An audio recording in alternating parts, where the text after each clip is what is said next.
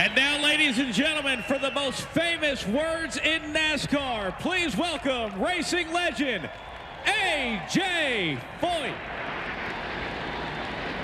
Gentlemen, start your engines.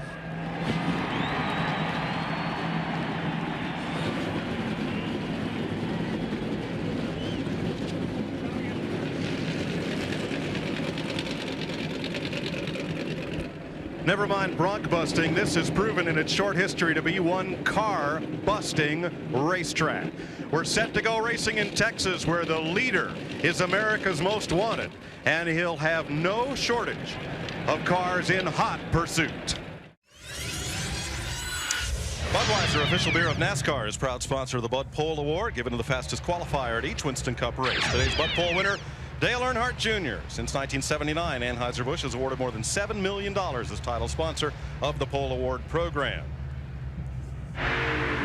That said, let's have a look at the rest of today's Home Depot starting grid. It's Earnhardt Jr. on pole, and Bobby Labonte, who finished third in 3 of the 4 Texas races, right alongside on the front row. Dale Jarrett, he'll be starting third. The Darlington winner, 2 second-place results here. And Bobby Hamilton will be starting 4th there, and he's off to a great start this year in that 55 car. Steve Park and Ricky Rudd there at the 3rd row. And there's Mark Martin, who's the 1998 winner of this race. And little brother right there, ready to rock and roll. Jeff Gordon, best finish here is 25th, and Casey Atwood, the best start of the season for this rookie and the fastest Dodge. Elliott Sadler, last week's winner, and Andy Houston has 5 Truck Series starts here. There's old Kenny Schrader. That M&M's car is getting stronger every week. Got a new crew chief. He's looking good. Todd Bodine and rookie Kurt Busch, also out of the Truck Series. Johnny Benson starting 17th, fastest in happy hour. Everybody says, watch this race car. Mike Skinner, after a good run yesterday in the Busch race. And the man that started the race, A.J. Foyt, his driver, Ron Hornaday, starting in 20th spot. Jimmy Spencer with Buckshot Jones in the 12th row. Stacy Compton, whose car runner passed up front row final 4 tickets to be here. Ward Burton crashed in happy hour. They did repair this car, but lost a lot of valuable track time. Joe Nemechek with Jason Leffler back in row 15, and then the 97 winner, Jeff Burton. Jeff Burton got his first NASCAR victory here on the Winston Cup Tour in '97. Kevin Harvick, yesterday's winner in the Busch race. He'll be tough.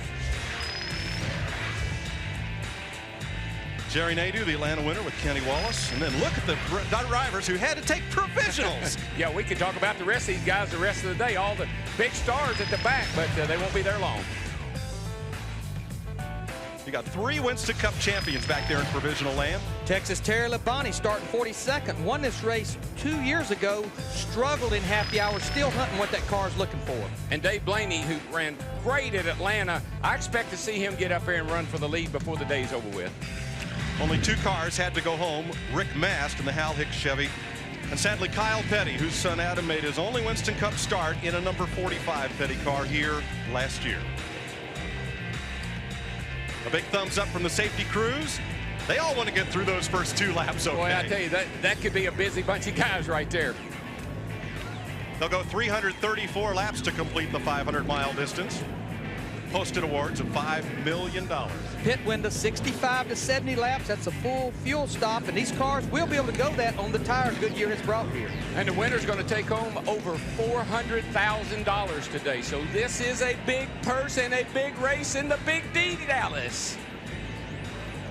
There they headed down into turn 1 there. Cars are just entering into turn 1. Little bump right down here in the middle of this corner. Some of the drivers have complained about. You can see where they've been working on the racetrack, trying to grind it out and make it smoother. They exit off of turn 2 up onto the back straightaway. A little tight right here as they come off of that corner. Always kind of keep it off the wall right there. Here they come up out of that corner. See how they kind of elevate the corner? That's why we always talk about up onto the back straightaway. Drivers are working their tires, getting the tires warmed up, getting the debris knocked off of them, getting ready to go. Down that back stretch, they'll turn about 200 less RPMs than they will on the front stretch because it's shorter.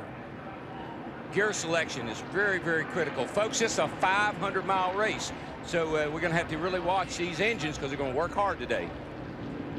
Everybody's heating up the tires. That's all they're doing. They're putting the heat in the tires. They're low air. Their crew chiefs telling them to put some heat in those tires. Get it, Mikey. Look at that shot, huh? I bet he doesn't even know we're in there with him. Oh, sure he does. I've never seen stickers on the underside of that steering wheel Well, before. the sponsor knows we're in there with him. I don't know if Mikey knows it or not. Steering column cam. And here we come off turn 4. Again, real tight right here. Got to watch that car as it comes out of that corner. It carries a lot of speed, and hard to keep it off the fence right there. First career winners here at Texas. We mentioned Jeff Burton in '97, Dale Earnhardt Jr. in 2000 scored their first ever wins here, bracketing Mark Martin and Terry Labonte. And we saw a bunch of drivers yesterday get in trouble over here in this area, coming through this little triangle right here, get pushed out in the grass. And, buddy, when you do, away you go. And here they come again down toward turn 1. But this triangle area right through here is very tight. 147,000 seats. They're all full. The turn 2 condominiums are full. The Speedway Club in turn 1 is full. The infield is packed. There's a look at the Speedway Club. Rows of seats down through there and a big ballroom up on top. Neat place. And a health club. Tell you what else is full. The highways are full. People still trying to get in here. There is a dirt track out here off the back straightaway where they run World of Outlaws and late models. There's a Legends track right here. And the 1.5-mile oval and 15,000 camper spaces and more parking spaces than Disney World. And even in the Speedway Club up there in the top, they have professional boxing matches periodically. Anybody we know, like any NASCAR? I'm sure Nobody in Harrah has tried particular. Nobody in particular. They have done that in the past. Bruton and Humpy put a pair of gloves on them, say, here, y'all square, y'all go at it in the ring. We're going to ride along with the pole sitter, Dale Earnhardt Jr. There's the butt cam on board his number 8 Chevrolet. This is the car that he won here a year ago. They only run this car at Texas and Charlotte. There's our MBNA cam on board Bobby Labonte from the outside pole, trying to get his season turned around here. Well, this is a good way to do it. Looking out the front window there and nothing in front of you. UPS cam on board Dale Jarrett. The Pfizer Viagra cam inside Mark Martin's car. Ahead of him, you see the pace car about to come in. There's Johnny Benson of Abilene cam in his Pontiac. And here we go. All right, DW, pull them belts tight. 500 miles of racing in the mid-180s to 190 miles per hour. And everybody's got to give each other a break here now getting down into turn 1 because it's pretty slippery up on that outside. You'll see most everybody worked out a little something before the race started to get down in front of the guy that they started beside.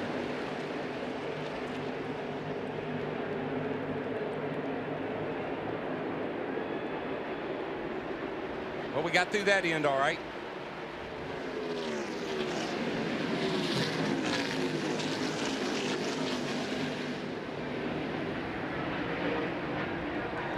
First lap, clean and green. Earnhardt Jr. leads it. And it's a beautiful thing. We made it all the way around on the first lap. No contact.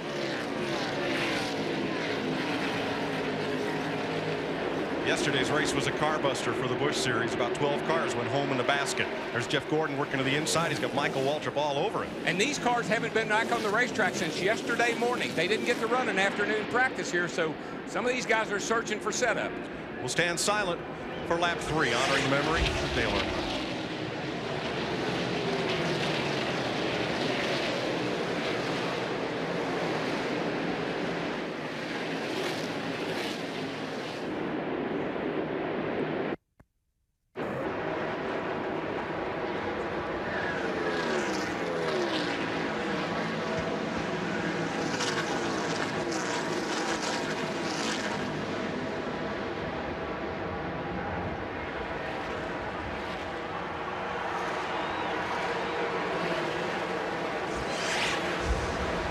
Dale Earnhardt Jr. with 4 car lengths on Bobby Labonte, and the front 4 have broken away a bit. How appropriate. He should lead lap 3 here at Texas where he got his first win. Yeah, it is. And, man, he jumped. He was ready to go, too, buddy. When they dropped that green flag, he took off.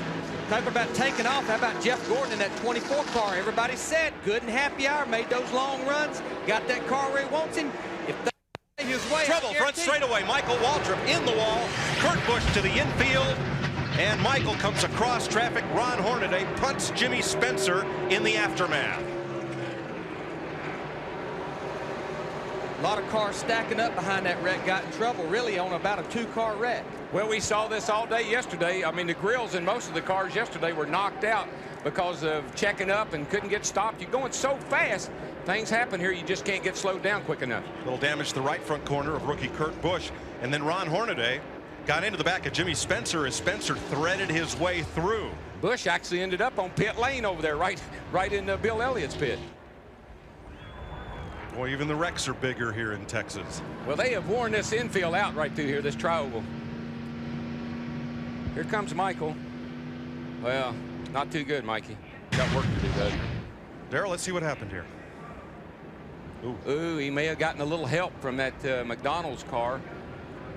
Nowhere for Kurt Busch in the 97 car, right in front of Mike Skinner in the 31 car. I mean, he dodged 2 bullets there.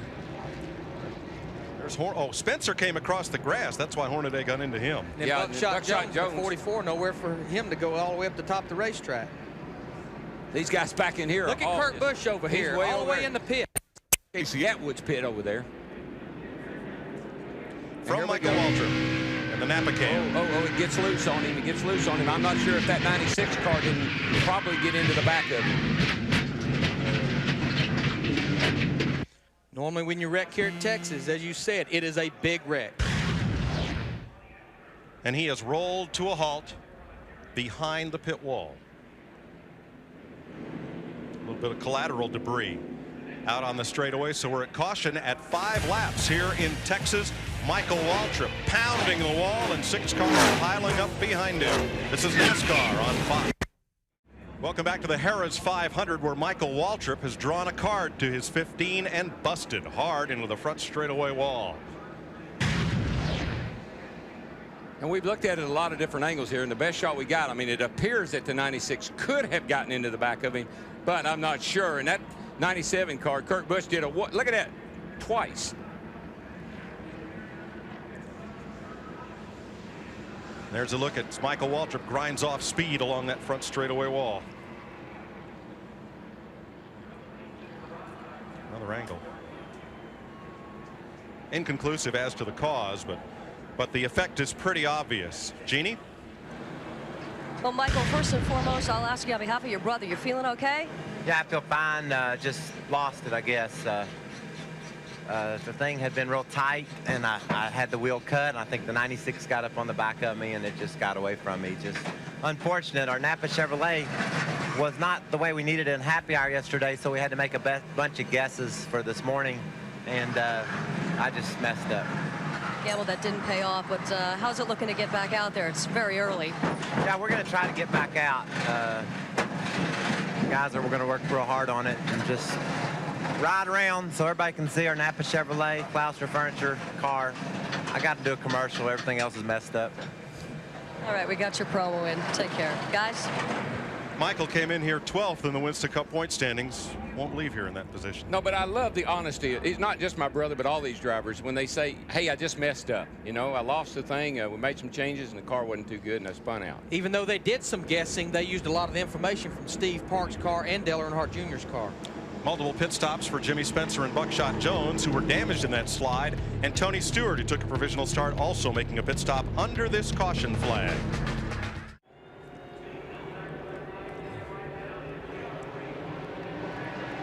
Green flag for the restart to begin lap 11 here in Texas. Dale Earnhardt Jr. has led them all. Just completed cleanup from the first caution flag for Michael Waltrip's wreck. It just seems like there's always action early here. The track's a little slick up on the outside, and it just causes guys so much trouble. Everyone's still on the lead lap, so single file restart. Not single file for long. Here comes Mike Skinner on the inside of Schrader. Got Hut Strickland right behind him in that 90 car. They've opened the door on the bottom there. Just can't get a hold of that upper groove. He takes the position there. Hut Strickland, though, he's going to pull to the inside. He wants that position. And why is that car so much faster when a couple of shows before he has not been able to qualify? He's got Robert Yates engines in Hut Strickland's car, the 90 car. They made the swap this week coming here to Texas. And happy birthday to his car owner, Junie Dunleavy, 78 years young today. And one of the nicest men in racing. I'm telling you, I've known him all my racing career. Look at Harvick down there on the inside. Kevin Harvick in the 29 trying the inside on Jason Leffler. 2 rookies going at it. And Harvick's going to take it away from him off 4 here. This is a car that Kevin Harvick won Atlanta with just a few weeks ago. Kevin Hamlin told me this morning they did not get too far away from the setup they used at Atlanta on this race car. No, I always found that what worked at Atlanta, Charlotte even works pretty darn good here, but particularly in the race. Bobby Labonte running in second place, right where he started. Steve Burns. Mike, just before the caution, he radioed crew chief Jimmy Makar and said that the water and oil temperatures were both 180 degrees, which is where they should be. But something to keep in mind, a lot of these crew chiefs and crews put duct tape across the front grille of these cars to help get more downforce. The bad news is that could make the air hot later on. But 180 degrees to me would be a little bit cool. Yeah. If it stays there, I'd be wanting to put me some tape on that front end, put some more downforce in that thing, and help the drag of that race car. By all means. We'd like to see the water running about 210 degrees, oil about 230. 24th position where Rusty Wallace and Jeff Burton battle. Stacy Compton just in front of them. Rusty told me he started 38th, and I talked to him last night. He said, I'm going to be good in the race. Said I run fourth here last year. Car's as good as it was last year. Good job there. Now Burton started 31st. He's come up about 6 spots. And right behind Burton, the 43 of John Andretti, who started this race 40th. Yeah, well, he had trouble, qualifying. Jeff Gordon dropped some fluid, and he got in it on his qualifying lap. So expect that car to go to the front pretty quickly. How about Dave Blaney in the 93 car? He did start dead last. Yeah. He's moving to the front, takes the position away from John Andretti. Got that car right on the bottom of the racetrack. He will before the day is over with. Move Blaney up to 26th on your scorecard. And bring in a racer, because things change here in a hurry. Oh, they do. Watch those cars really leap off into that third turn. They just drive down in there with the nose up just a little bit. Now the 20 of Tony Stewart made a pit stop just before we went back to green under this first caution flag. I don't believe he had any damage. I think he was making an adjustment because, again, these cars have not been on the racetrack since yesterday morning. But Darrell, no matter how many laps you've run, if you're in that back 5 or 6 cars, the pit stop is kind of a free lunch for you. Come on in there, get some gas in that thing, make adjustments. Oh, yeah, it's a great opportunity if your car's not right. Kevin Harvick up to 19th, passing Ken Schrader. He's just picking up where he left off yesterday. Man, he drove an awesome race yesterday to win that 300-miler. Harvick has gained 14 positions since the green flag.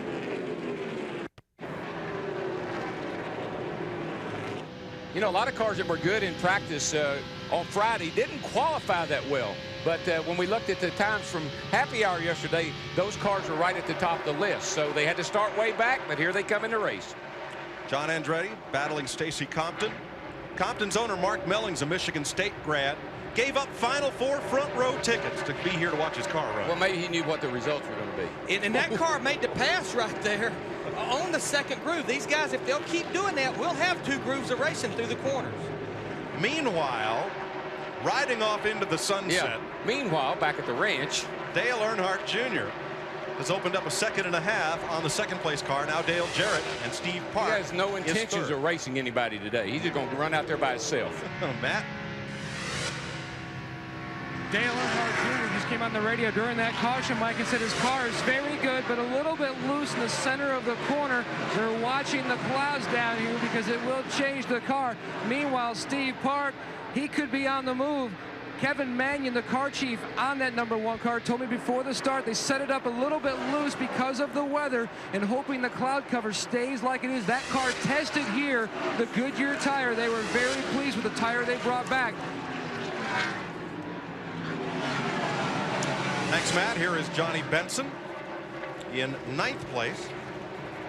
Started in 17th. Again, that car was fast in happy hour yesterday, and it was fast on long runs, which is what's important. I like a car fast on long runs as long as they don't get too far away from me, so it takes me too long to catch them. They won't get too far away next weekend, Darrell. We go to Martinsville, Virginia. The half-mile track shaped like a paper clip. Short track, beat and bang at its best. That's right. You'll be strapping that TV to the table next week, folks, because they'll be knocking her off. 2 drag strips with a corner connecting both of them at each end. It's a John Force kind of racetrack. Looking back from Mark Martin, he's in 12th place. It's Bobby Hamilton behind. Jarrett for the lead. At the start-finish line, Dale Jarrett takes it away from Earnhardt Jr. And, man, I think something must have happened to Junior because he just chased him down and passed him all in about the same lap. So Junior might have gotten a little loose somewhere. If he was a little loose running here right behind the 88 car, that takes some of the front downforce off the front of that car, and it could neutral the car out. It won't be as loose following Dale Jarrett in 88. No, when you get tucked up behind somebody, it'll tighten you up. No comments from Earnhardt to his crew as to any possible problem on the car, and he's tracking Dale Jarrett pretty well. Jarrett's not getting away.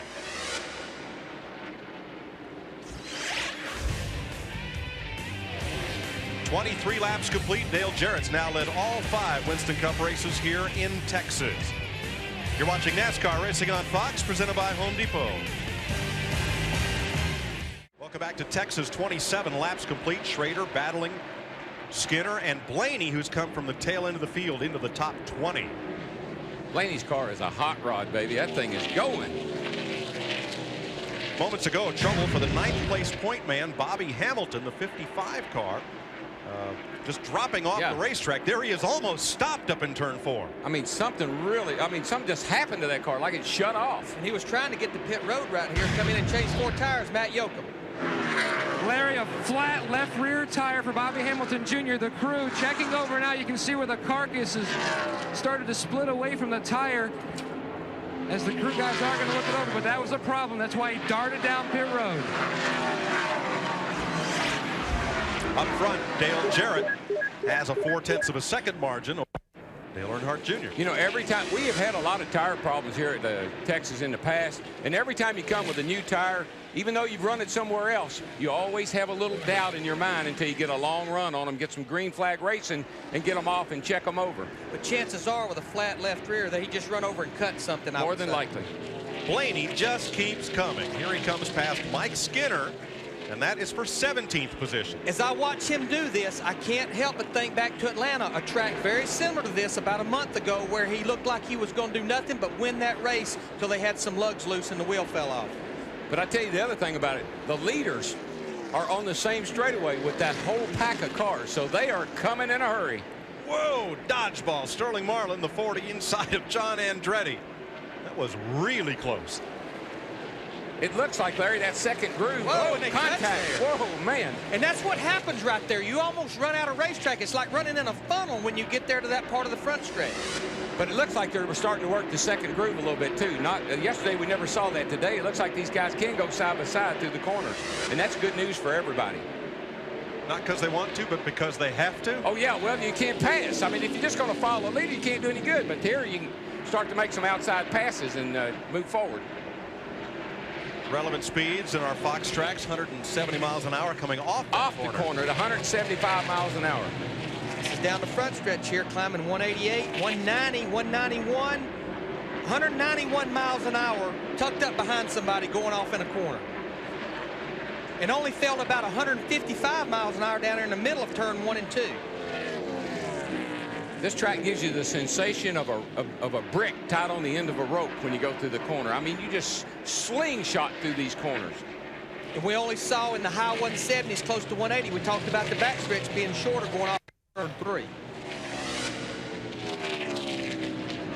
And the leaders are already lapping cars. So when you're up front, you can really, really make a lot of time on the back of the field.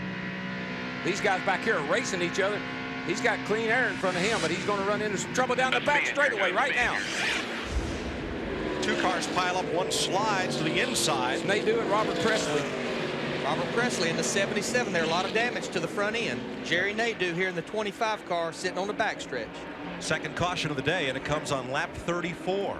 Boy, that saved a bunch of guys because they were starting to get in trouble. Matter of fact, a bunch of them are getting the laps back. Here comes Bobby Hamilton trying to make it back. Come on, buddy. Come on, buddy. He got it.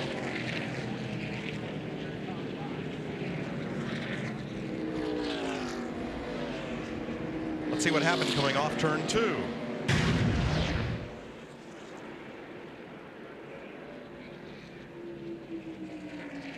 What happened coming off of turn 2 is that yellow car got into that red car.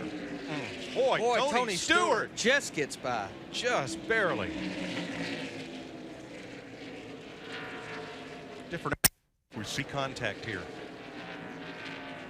Right up off that corner. You know, sometimes right there you get that little bit of push. You have to back off that throttle. Guy behind you don't get off the throttle, gets into the back of you. Now, let's show you what Tony Stewart saw. You want to be a Winston Cup driver? Try this. Oh, he it got into him a little bit, I believe. I don't think it did any serious damage, but I do believe he got in the back of 77. He did get a little bit of damage. Yeah, he got some damage right there. And that's not good here, because you see the hood, it's buckled up. There's a gap.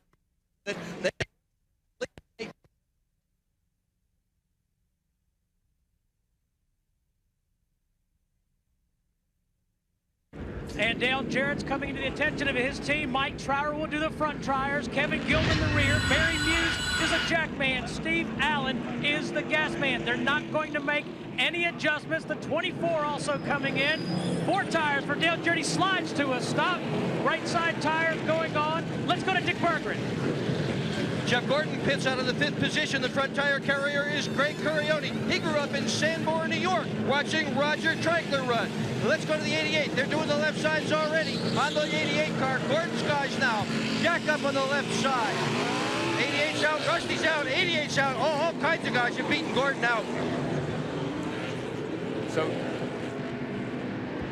the 2 car, I watched him. Rusty told me last night, he said, watch this, we're going to do 2 tires. We get an early caution to get track position. It's just what he did. Matt? Well, Dale Earnhardt Jr., the leader, has already left pit road. They did make an air pressure adjustment on the right front and left rear. He said the car was a little loose going into the corner, good in the center, and a little loose off. His biggest concern, he felt like he might have run over something that might have damaged the right front. They looked at it. Tony Eury Jr. said everything looked fine. Larry, how about that strategy by Rusty Wallace to take just left side tires? Well, if you want to find out, you need to do it early in the race. You don't want to do it late in the race when it bites you. Again, this tire is great that Goodyear brought here. We saw it stay as far as lap times yesterday. Not a bad time to try it, Steve Burns. Hey guys, another thing to think about, Robin Pemberton has been Rusty's crew chief since December of 1994. Robin is not here. He has not been feeling well. He went to see a doctor and had some tests run. His brother Ryan said he's feeling better, but he's not here. So it's going to be difficult making strategy decisions without their leader. Johnny Benson has the lead. Dale Earnhardt Jr., Rusty Wallace, Dale Jarrett, and Steve Park here in Texas. Welcome back to Texas Motor Speedway. After his win in yesterday's Busch race, Kevin Harvick has a 115-point lead in the NASCAR Busch Series after 7 events. And here's a look at the current Craftsman Truck Series standings, brought to you by Sears. Scott Riggs, after 3 races, just 12 points ahead of Joe Ruttman and Ted Musgrave, Ricky Hendrick, and Jack Sprague, all tied for 3rd. Well, Larry, we had some. I didn't have time to ask you what to do, so you threw 2 tires on me. Hope I'm all right. Well, Johnny Benson in the 10 car, James Ince, his crew chief, decided to take 2 tires leading the race. Bobby Hamilton on the inside in the 55 got 1 of his 2 laps back. Rusty Wallace came in 19th, Mike. 2 tires out in 3rd place. How about it, Jeff Hammond? Good call, 2 tires? I think so. If you think about yesterday, Larry, you made that same call along with Jimmy Johnson's crew chief, Rambo, and said, hey, those tires will go the distance. These guys only got 34 laps on them. Yesterday, guys had, what, 70 laps on the left side when it was all said and done? So I think it was a good call on these guys' part. Right now, it's going to cost him the lead. Dale Earnhardt Jr. in 8 car, he gets the lead back from Johnny Benson. He puts Bobby Hamilton back a lap down here and takes the lead. Well, what I liked about Junior was he got 4 tires and still came out in the front, or up in near the front. Trouble on Brett Bodine, slowing in the front straightaway, driving his own Ford, coasting up into turn number 1. Don't see any fluid from behind the car. It has the appearance of maybe a tire down. We talked about the adjustments on Dale Earnhardt Jr.'s car on that pit stop. A bit loose. They put a little bit of air in the left rear, a little bit of air in the right front. That increases the spring rate on those 2 corners, tightens that race car up, but you got to be so careful here and not tighten your car up too much, because more rubber goes down, the tighter the racetrack will get. The corner turn. When it comes to fresh tires here, it looks like 4 of a kind beat a pair. They do. Earnhardt Jr. back out in front, right where he started. He's led 23 of the 41 laps. Brett Bodine has made it to pit road as we watch Kevin Harvick close up on last week's winner, Elliott Sadler. This is a battle for 12.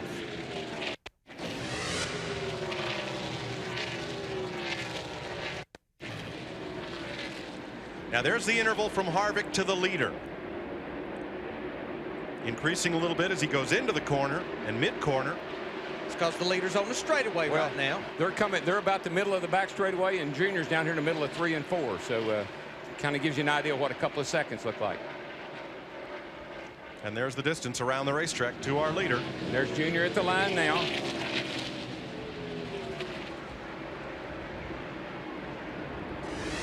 Man, these cars get so close together coming through that tri-oval. It's fast through there. You don't realize how fast you're going. Folks, let's give you a chance to hear what 750 horsepower times 43 sound like. Just grab that volume control and give it a good crank up.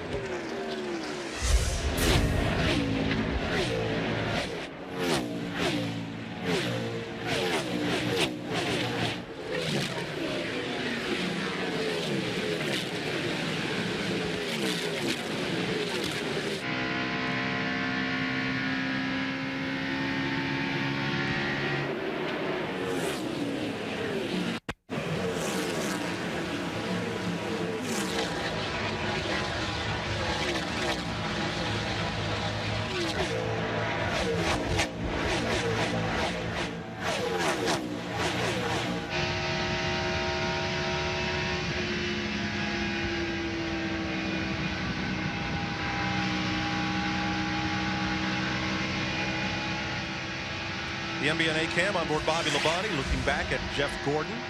And those cars going by those cameras, that's a 3,400-pound rocket that just went by there. There's the battle we're watching. It's for 7th place. The lap car on the outside, Bobby Hamilton.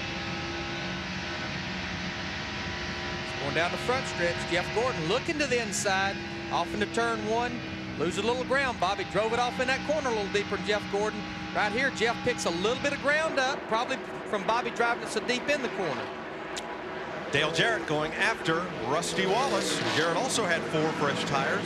And Ricky Rudd, the 28 car, he's going to take the position from Steve Park in the 1 and going after Rusty Wallace right now. Well, Rusty's 2 tires. He'll probably think twice about doing that again, especially if we go green for a while. But again, you did, if you was even thinking about it, you want to do it early in the race. You don't want it to bite you late in the race.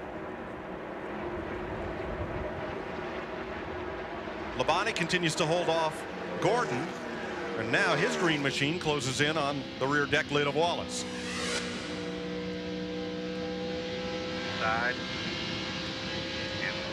Inside by quarter. Can't tell your call. Rusty just cannot keep that car right now. Bobby Labonte goes by him, going to bring Jeff Gordon with a 24 car by him. More on Rusty. Here is Matt. The 18 car, Rusty Wallace loses a spot to the 18 car of Bobby Labonte. Bobby Labonte on that last round of pit stops, Mike. They took 1 round of wedge out. He's complaining his car was a little bit tight. Jimmy Makar, the crew chief, wanted to try wedge now to see if it might help for later, planning for the later stages of this race. But Bobby's biggest problem has been trying to get a good feel on this new tire. They made 12 changes on this race car before the race, trying to get this car dialed in. 2nd place, Dale Jarrett streaks past Johnny Benson. I talked to Bobby and Jimmy Makar yesterday afternoon, and they are still experimenting almost every race, trying to find the combination for this new tire that Goodyear has brought out this year. They're still not real happy with their race cars. So 1st and 2nd back about where we were when the caution flag came out, with Earnhardt Jr. leading Jarrett. Dale has led 32 laps, and Dale has led 15. I'm a little confused. Jarrett's led 15. Oh, okay. Junior's led. That's not the first time, by the way. I've been a little confused. Now here's the interval. Jarrett just about 2.7 back. Pretty much Holden loses a little bit down here as he heads into turn 1, 2.8 seconds. Off of turn 2, maintaining right there 2.8 seconds. So these two guys, and if you look at our lap times, they're running pretty equal lap times right now.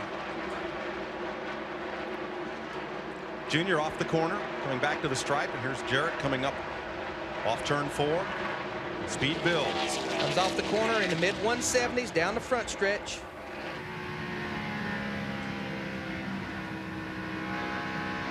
.7,400 RPMs down in the middle of turn 1 and 2. Off turn 2, wide open throttle. Building RPMs, miles per hour, mid 180s, 8,600, almost 8,700. 192 mile an hour into that corner. And only 165 off the gas in the middle of the corner. Cars are incredibly fast. Dick Berggren. Jeff Gordon, currently riding in 7th position, has just keyed his radio and told his crew there is smoke inside his race car. Crew chief Robbie Loomis asked what the gauges said. Gordon said the gauges are fine, but they are clearly concerned. You don't want smoke inside that thing. It always means something's wrong. He says it smells like burning rubber. Well, it could be a number of things. It could be they sometimes get the transmission filled up a little too much and it'll blow a little grease out. It could be a little oil out of the oil tank, and it could be rubber. Sometimes you get a piece of rubber up on the headers, up inside the header pipes, and it'll smoke for a little while till it burns itself out. So if the gauges are okay, I wouldn't worry right now. Doesn't necessarily mean it's his tires.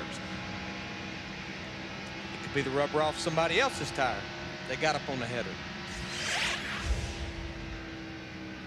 Bobby Labonte tracking 5th place. Ricky Rudd, as we've now completed 54 laps. You're watching Winston Cup Racing on Fox, presented by Home Depot.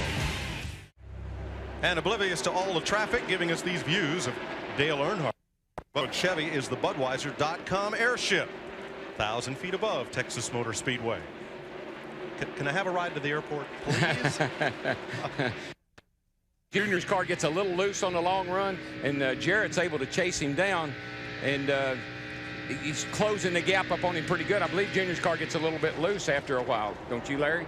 Yeah, I believe the longer we run, it starts to go away just a little bit. There's the gap, 1st to 2nd. Back in 3rd is Steve Park. In 4th, Johnny Benson. And 5th, Ricky Rudd. 6th is Jeff Gordon. And 7th, Bobby Labonte. 8th, Todd Bodine. 9th, Andy Houston. Then Elliott Sadler, Rusty Wallace, Kevin Harvick, Mark Martin, Mike Skinner, and Matt Kenseth, the top 15. Tony Stewart in the 20 car was going forward before that last caution. Remember, he got in the back of Robert Presley. They come in and did tape the nose up. Right now, he's running in 26th position, but damage to the nose can definitely hurt you. In a battle there with Stacy Compton and Kenny Schrader. We've been hearing reports of the 24 cars maybe leaking some fluid, but I'm looking at the car and I don't see anything on the back of it. But they did have a problem with that car in qualifying on Friday, blowing oil out of it. So there may be something going on there that we just haven't caught up with yet. When he was qualifying on Friday, he went off in the 3rd turn.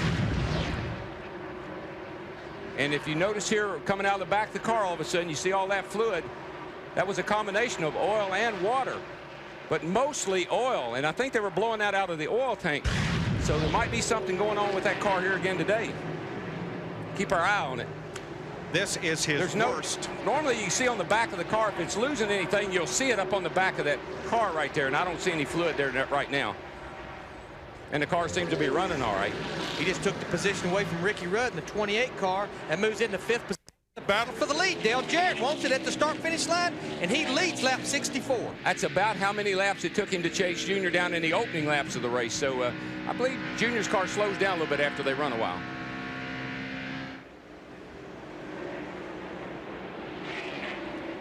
That's kind of like a good example of a car good on the short run and a car good on the long run. Junior jumps out there to a huge lead, and then Jarrett chases him down. These 180-mile-an-hour laps a little different than what we'll see next weekend on Fox. Winston Cup qualifying Friday on Fox Sports Net at the half-mile Martinsville, Virginia Speedway. One of the oldest tracks of NASCAR. And then on Saturday, final practice on FX at noon Eastern Time. Sunday, NASCAR this morning on the net. Our Winston Cup race, 12:30 p.m. Eastern Time. Coverage begins. And then NASCAR Victory Lane on the net. I love the short tracks, man. It's all about finesse. 65 laps complete here at Texas Motor Speedway. 70 laps complete in the Harrah's 500. Just north of Fort Worth, Texas. Mike Joy with Darrell Waltrip and Larry McReynolds. I believe these cars need speedometers in them. Because if these guys knew how fast they were going in miles per hour, they would into each other the way they've been doing out there this afternoon.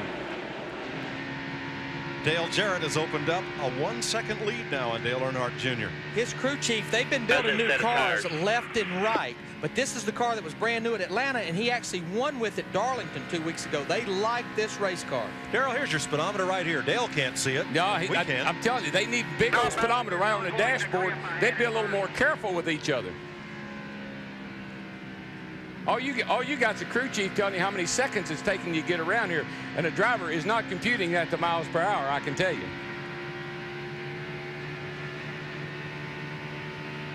Look at that, 192 miles an hour. Passing somebody. Into the corner. Into the corner. Let's update the second place car of Dale Earnhardt Jr. Here's Matt. What a difference a year makes, Mike. Last year here in Texas, Dale Earnhardt Jr. was complaining his car was tight most of the day. They worked on that condition and still won the race. Here today, his car loose. And as the run progresses, it gets progressively looser. That's why Dale Jarrett has gone around him. Dale Jarrett's car a little better on the longer runs. They're going to work on that on the next pit stop.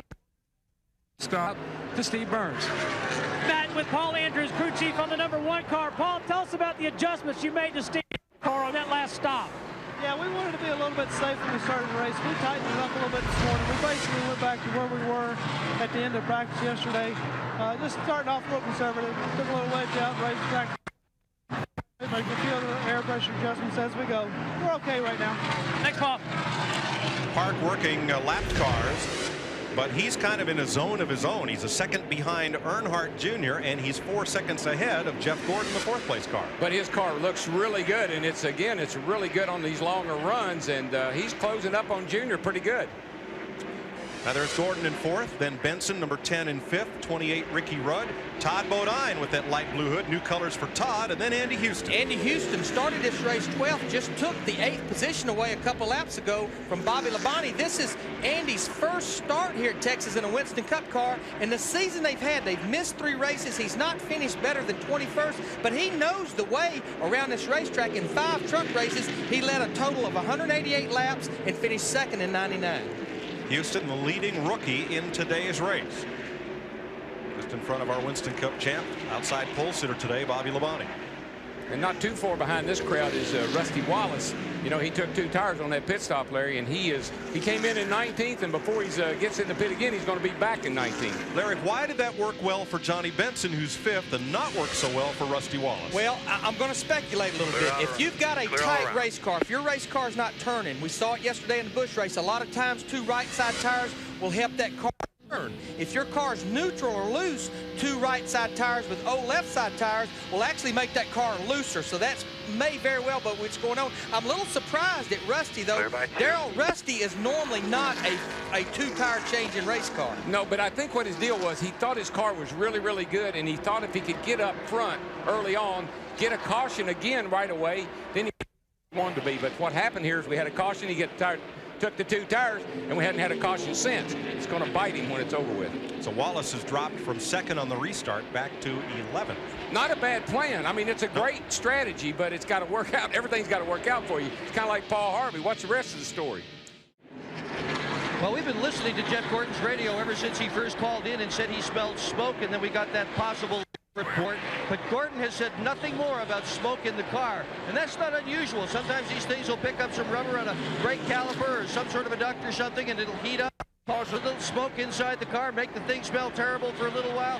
But all Gordon has said since that first report is that the car is getting a little bit tight. Well, if this is tight as he's running, wait till the next pit stop. This thing ought to be a rocket, Mike. He is 5.1 seconds off the lead and 3.5 seconds behind 3rd place Steve. And there's his interval to the leader, so he is gaining ground on Dale Jarrett. All clear. John Andretti, well, I don't know, he's really slowed down a lot since the start of the race. What his problem is. Worked his way up from 40th position up toward the top 20, but round with pit stops, he found himself in the back, and now it's gone 1 down. That surprised me because I thought that car would be really good here. That's his teammate, Buckshot Jones. Car. Remember, he was involved in that first wreck on the front stretch, all that damage on the left front. All he's trying to do right now is just finish this thing.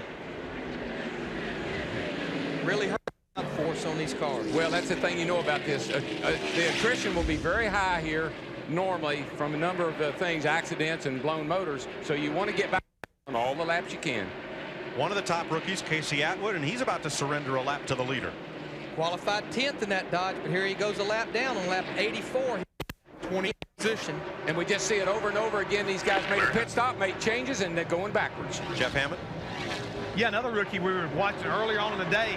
was involved in that first accident. If you'll notice, all of a sudden went way to the back, came all the way back up now at the 17th, challenging Kevin LePage for position. I think he's got a real strong here today. His car looks good, Jeff. He just come off turn 2 and drove under Kevin LePage down into turn 3. Remember how good Busch was at his home track of Las Vegas, and this track is very similar. Raced the truck here some, got some laps around this joint, so he knows what he's doing. Dale Jarrett owns a 1.2-second lead on Dale Earnhardt Jr. Steve Park is another second back in third. You're watching NASCAR Winston Cup Racing on Fox, presented by the Home Depot. Welcome back to Texas. Dale Jarrett with a 1.9-second lead. Kevin LePage has made a pit stop, so has Casey Atwood. Andy Houston has been in, and now the number 90 for Hut Strickland. Early for green flag pit stops, Larry? I think it's about 9 or 10 laps early. I've been calculating they'd all been on lap 34. You can run about 65, 66 laps that we showed at the beginning of the show, so being around lap 99, 100. But we also heard that Andy Houston's car was tight. If your car's tight, you're abusing that right front tire. He may have felt a little something. You take a chance here at Texas. Get to pit road, get 4 tires this early in the race. Yeah, plus a tight car will burn a little more fuel because you got it bound up all the time. And here comes Gordon down. Gordon's coming road now. Jimmy Spencer in, and here's Jeff Gordon coming on to pit road. This has been his worst racetrack. Never finished better than 25th here with a car that was damaged. A lot of DNFs at Texas. Dick Berggren. Yeah, and the average finish is 32.2. This is definitely his worst track. One of those active tracks he hasn't won on so far. The plan right here, 4 tires. They're going to take about a pound of air out of the left front, make a wedge adjustment in this car. He's a little bit tight before he gets to the apex of the corner, and that's what they're going to try to fix. No more conversation about any overheating of smoke or any of that kind of stuff going on in the car. So far, it's normal, reasonable career, and he's gone. To Steve Burns. And Steve Park comes in, slides to a stop. Kelly and Mike Atwell are the tire changers. Walter Smith is a jackman. Mike Bonnick, the gas man. Billy Sutton and Chad Walker are the tire carriers. No chance adjustments to the number 1 car of Steve Park. Left side tires going on. Jack is down, and Steve Park is away. 10 cars also in. 2 pits behind James Ince's crew servicing Johnny Benson. New 1-race paint job for Benson. Done and away. Stacy Compton's in. John Andretti. Jeff Burton is in. There's Dave Blaney getting service. Getting mighty busy down there now, guys. Everybody's starting to come in, peeling in one at a time. Rusty Wallace, Mike Skinner. Rusty Wallace finally going to get him some tires on that car. Terry Labonte, Kurt Busch, Kenny Schrader, Jeremy Mayfield are also in. Rusty was really backing up. His car, he started running way up the track outside, and he was having a problem. Bill Elliott comes in, Ricky Craven, and Ricky Rudd and Sterling Marlin pitting. All under green, lap 95. Clear low, clear low. Clear after the 5, there you go. Tell you one thing, if you look away, if you happen to look down pit road and look back, you say, where'd that guy? They're doing these stops so fast, and here comes the leader. Dale Jarrett's in along with Tony Stewart as you watch Ricky Rudd's pit stop. Just 1 turn in the right rear. Kevin Hall fixed the left front fender at the bottom. Mike Wallace, Joe Nemechek pitting, Todd Bodine, and Elliott Sadler come in. Steve?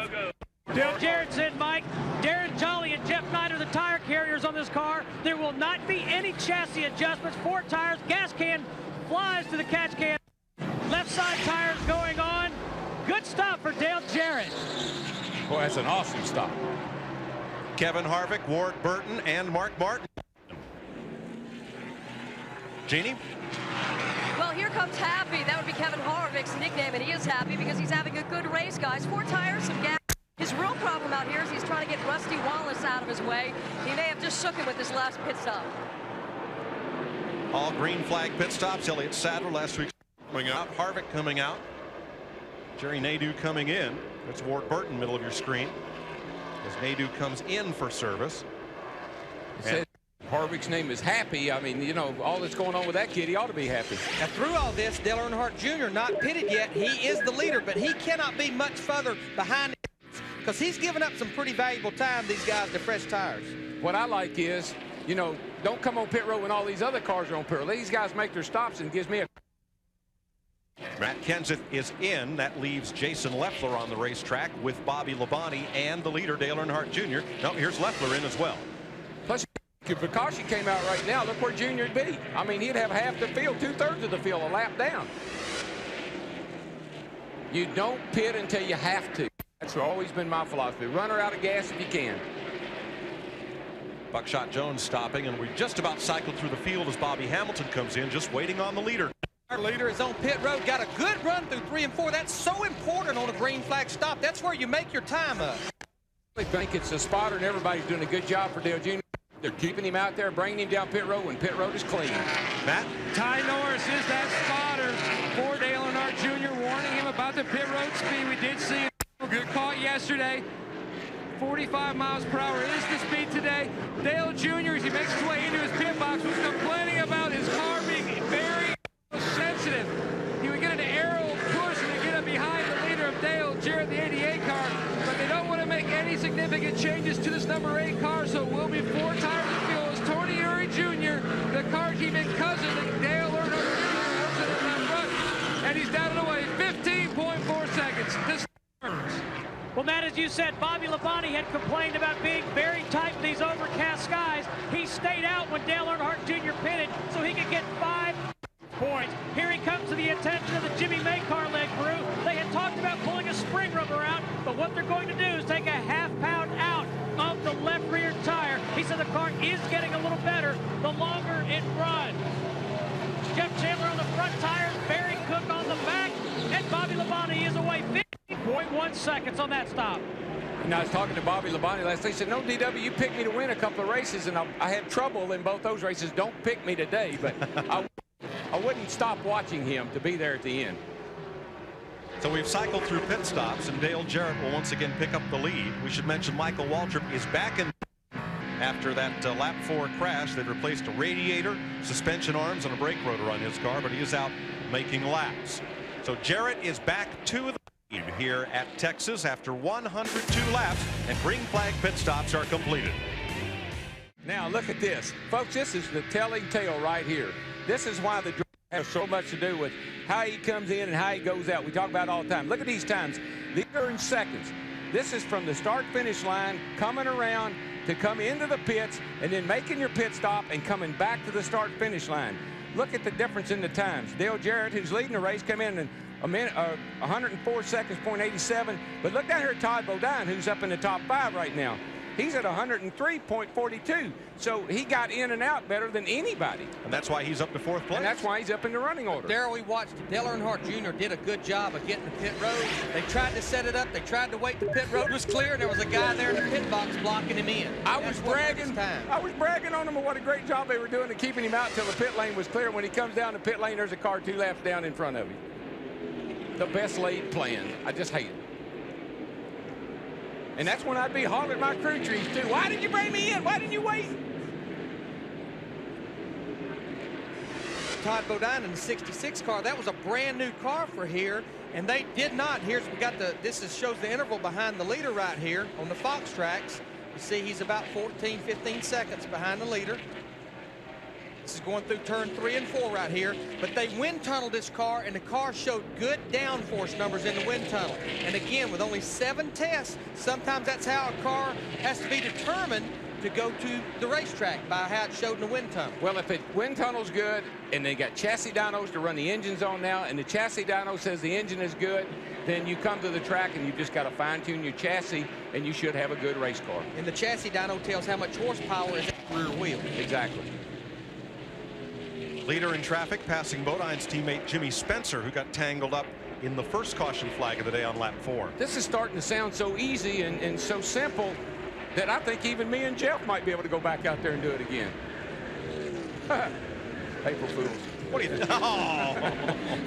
Here's second place Steve Park, and this is not April Fools. He's really running in second place, and he's about 1.8 seconds behind the leader. Again, they made no adjustments on that race car, and I do not envy a crew chief's position here.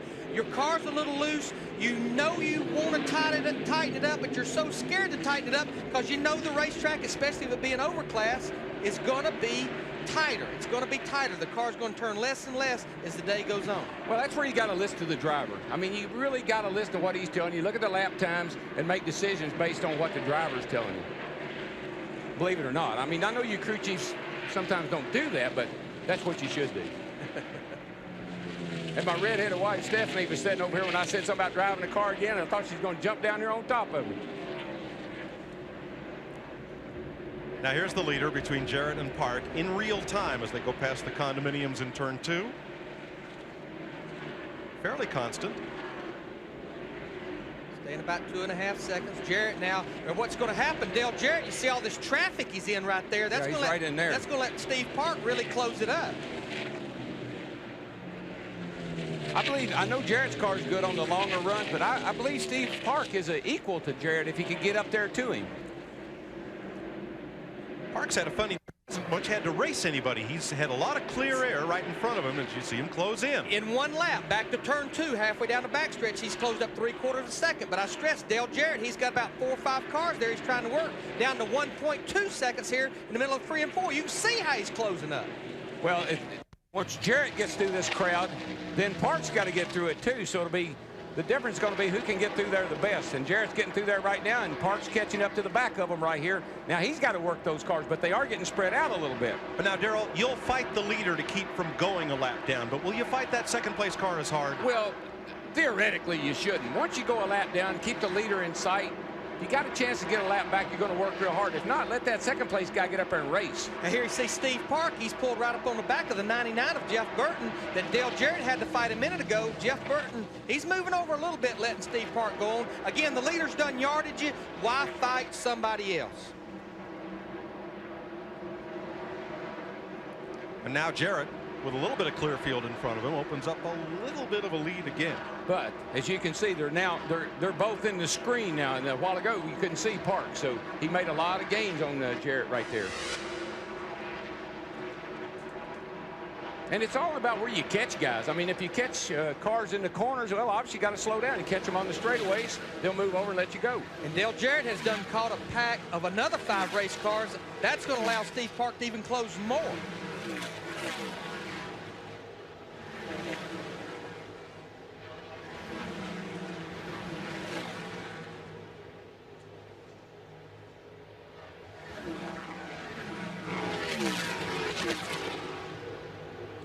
Terry Labonte right behind Rusty Wallace. Up to 15th place, just ahead of Mark Martin.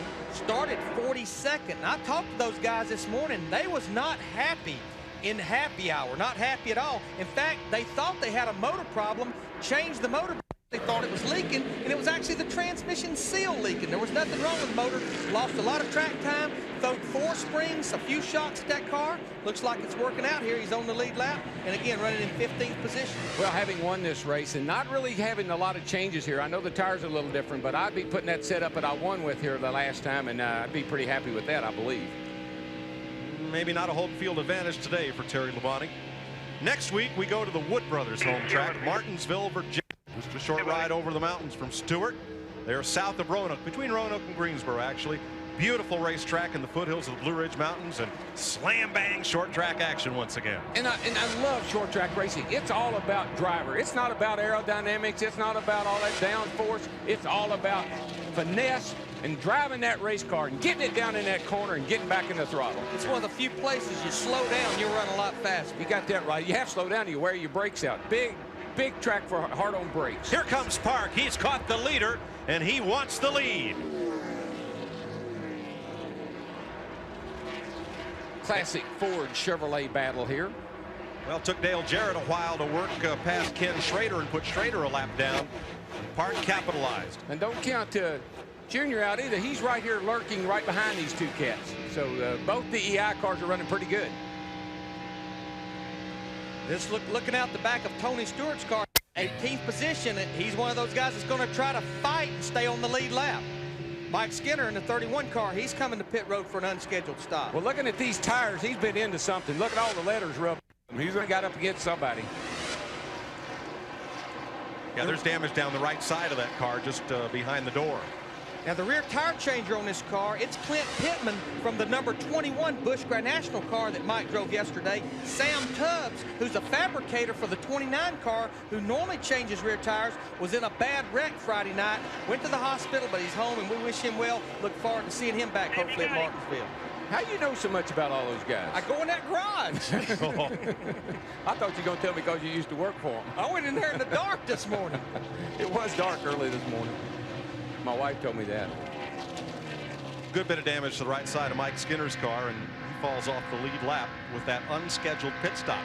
Here's the distance of the lead. Looking back from Dale Jarrett back to Steve Park. And it's 85 consecutive green flag laps. That's not unusual for Texas. The only time we have a problem here is on the start. Once we get racing here and get the groove moved up, we seem to be able to just run the whole race without any cautions.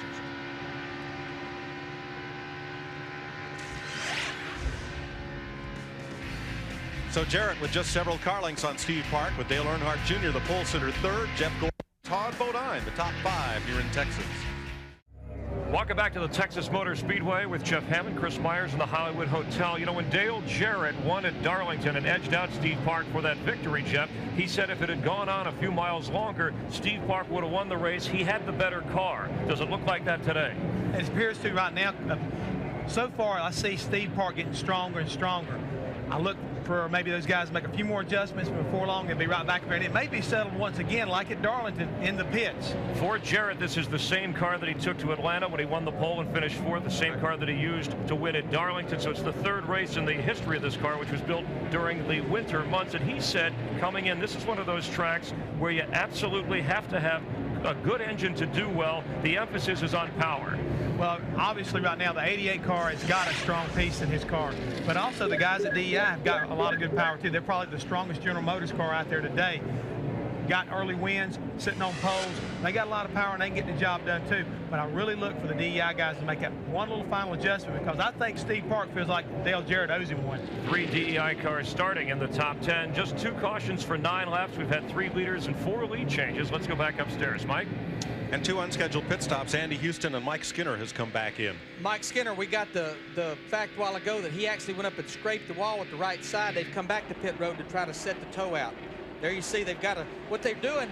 They're adjusting this guy right here. He's adjusting the tie rod underneath there. You run about an 1/8 inch of toe out. That's the distance between the front of the front wheels and the rear of the front wheels. And he's hit the wall. You can see the here. He's hit the wall and knocked the toe out. He's hit it twice, because before that number wasn't all ruffled up, just a little bit of the lettering. I could just see the tires were scuffed up the first time in, but now he's got the body damage too. That's Royce McGee talking on the radio, and what he did, he went underneath, loosened the tie rod, and adjusted the tie rod that controls the toe out. And they got a string they're running down through there, and folks, the tallest buildings in the world are built off a string, so that'll work for them. I got a good turn and a half in to go, Mike. What he's saying, he adjusted the tie rod about a turn and a half to get the toe out back right. And you can't drive one of these things when they get the toe messed up in them, because you're going 190 miles an hour. And if you get any part of the suspension messed up, then you can't drive these things. Well, Dale Jarrett has opened up a little bit of a lead now on Steve Park. 2 lapped cars separate the 2 leaders. There's Jarrett pulling down on Mark Martin to try to put the 15th place car a lap down. Back behind them, Jeff Gordon and Todd Bodine and Ricky Rudd, Bobby Labonte, Johnny Benson, and Sterling Marlin, Elliott Sadler. Here comes Gordon and Bodine right there. They've been having a go at it. They've swapped that position about 4 or 5 times in the last 10, 12 laps. Good run for Todd in only his 2nd Winston Cup start. And there is caution on the speedway for the 3rd time today. Big break for Kurt Busch. He's going to get a lap back. Here comes Mike Wallace, got a lap back, and Stoney Stewart was trying to, but didn't quite make it. There's debris at the start-finish line, a piece of metal. So rather than have that cut a tire and cause a bigger problem, the caution has come out here for the 3rd time. Tough break for Andy Houston, who had made an unscheduled pit stop under green about 10 laps ago. Oh, Pierre has reared his ugly head. Pierre Debris? Pierre Debris. I'm sure you've heard of me. Very famous in racing. A little bit there to be picked up as well. That debris, that's just off the tires. That's just tire rubber. But that is what will get up on a header pipe up inside the car there and cause the car to smoke, or the car cause you to think there might be something wrong with the car. You pick that up on these hot tires and throw it up in the engine bay, and it falls down in the headers, and it'll smoke and scare the heck out of the driver and the engine builder, by the way. Been about 35 to 40 laps since everybody's been on pit road. Pit road will be a busy place. I'm sure 4 tires for everybody, especially Johnny Benson and Rusty Wallace. They done been to that movie. Yeah, I'm thinking Rusty's going to be happy to get him 4 more tires on his car. 136 laps in, just about 200 miles complete. And here come the cars on the lead lap to make pit stops. Jeannie? Well, guys, this stop couldn't have come early enough for Todd Bodine. He's been having some handling problems out there. Tight in the middle and out of the turns. They're going to make some air pressure adjustments to all 4 tires they put in and take 2 rounds of wedge out. Dale Jarrett said he's just a little bit tight, Jeannie, but they're not going to make any chassis adjustments to this number 88.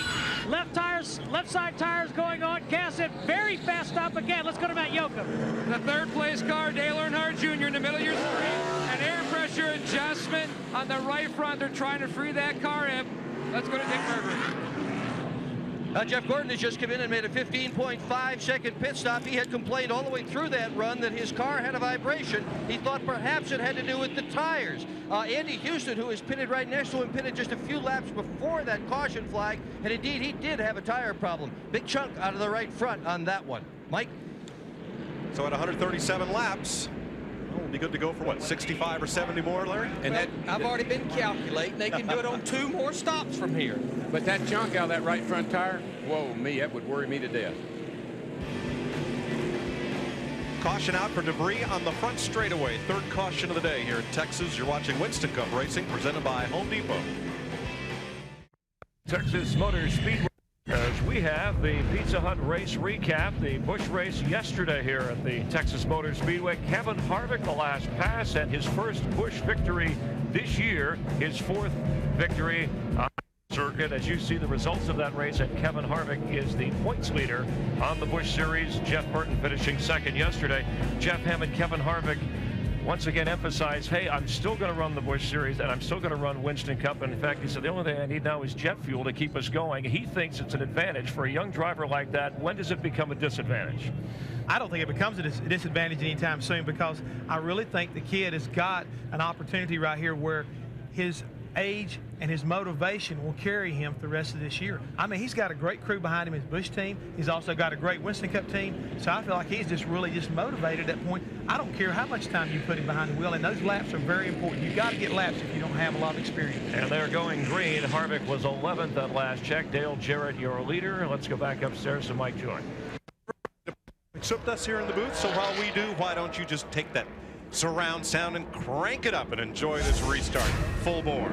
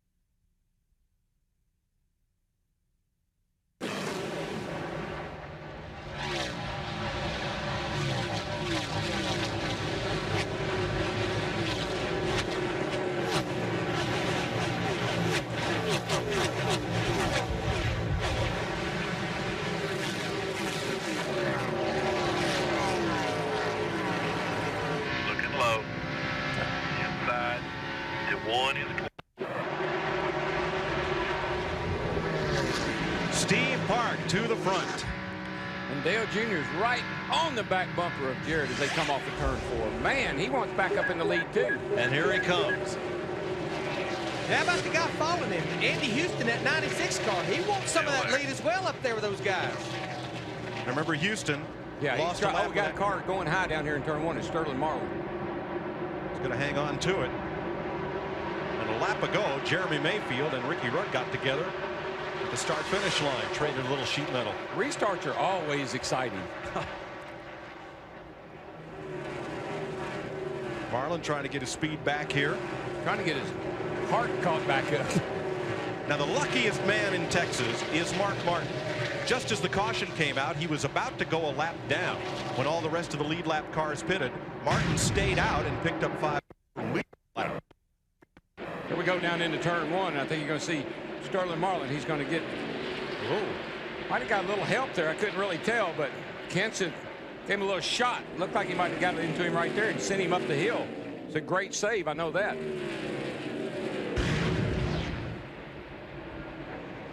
Now their teammate Leffler right there battling with Marlin. So then Martin made his pit stop after picking up 5 points for leading a lap. Dick Berggren. Well, he also got lucky in that pit stop, Mike, because of his position and because the caution flag stayed.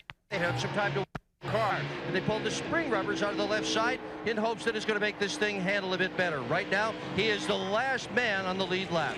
25, meanwhile, is slowing down Jerry Nadeau. Problem with his race car.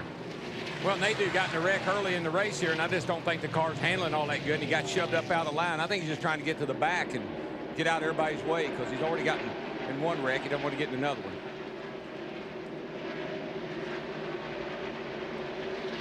Back on point. Remember, after each of the restarts, those two Chevrolets of Park and Earnhardt have been very quick. It's a matter of time, though, on long runs, though, before Dale Jarrett runs them down. The whole DEI brigade right there. Steve Park, Dale Earnhardt Jr., Michael Waltrip. Of course, Michael back out there just trying to limp around after that wreck early in the race. But here's these two guys running first and second. Michael's going to have to take his car back to the Napa store. He need some more pots.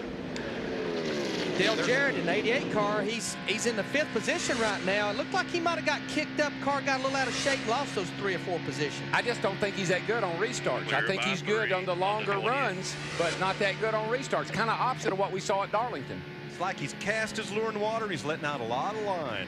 He'll reel it back in again. I can't express enough that this is a 500-mile race. We got a long way to go, and you got to take care of your equipment. About 225 miles completed here out of the 500. Went off in the corner, just touched that brake pedal just a little bit off that throttle, but he wasn't off of it for about 2 seconds. Back on that throttle. Here we go down to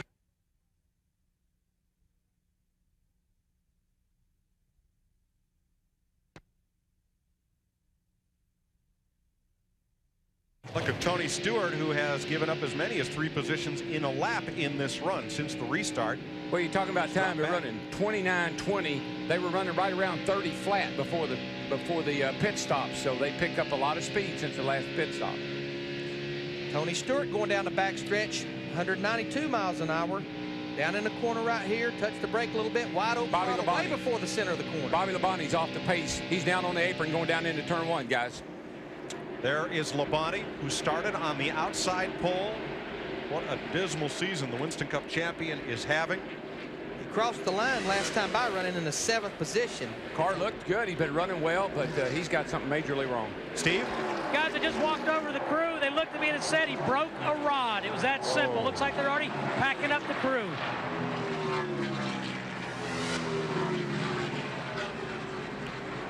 So Labonte coasting in with the engine shut off. And Tony Stewart dropping back. Not a good day here in Texas so far for Joe Gibbs Racing. Not a good year so far for that whole team. You know, they just keep struggling. When you talk about team, though, look at these two teammates right here. Steve Park leading the race. Dale Earnhardt Jr. running second. Park's already won a race this year. Junior runs second at Daytona, and he is wanting to win a race badly. And this could be the weekend he does it.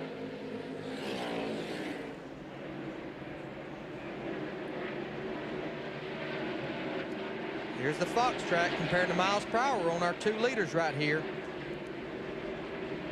Looks like Junior actually drove into turn 3 a little harder than Park did, and it shows on the track because he caught him a good bit.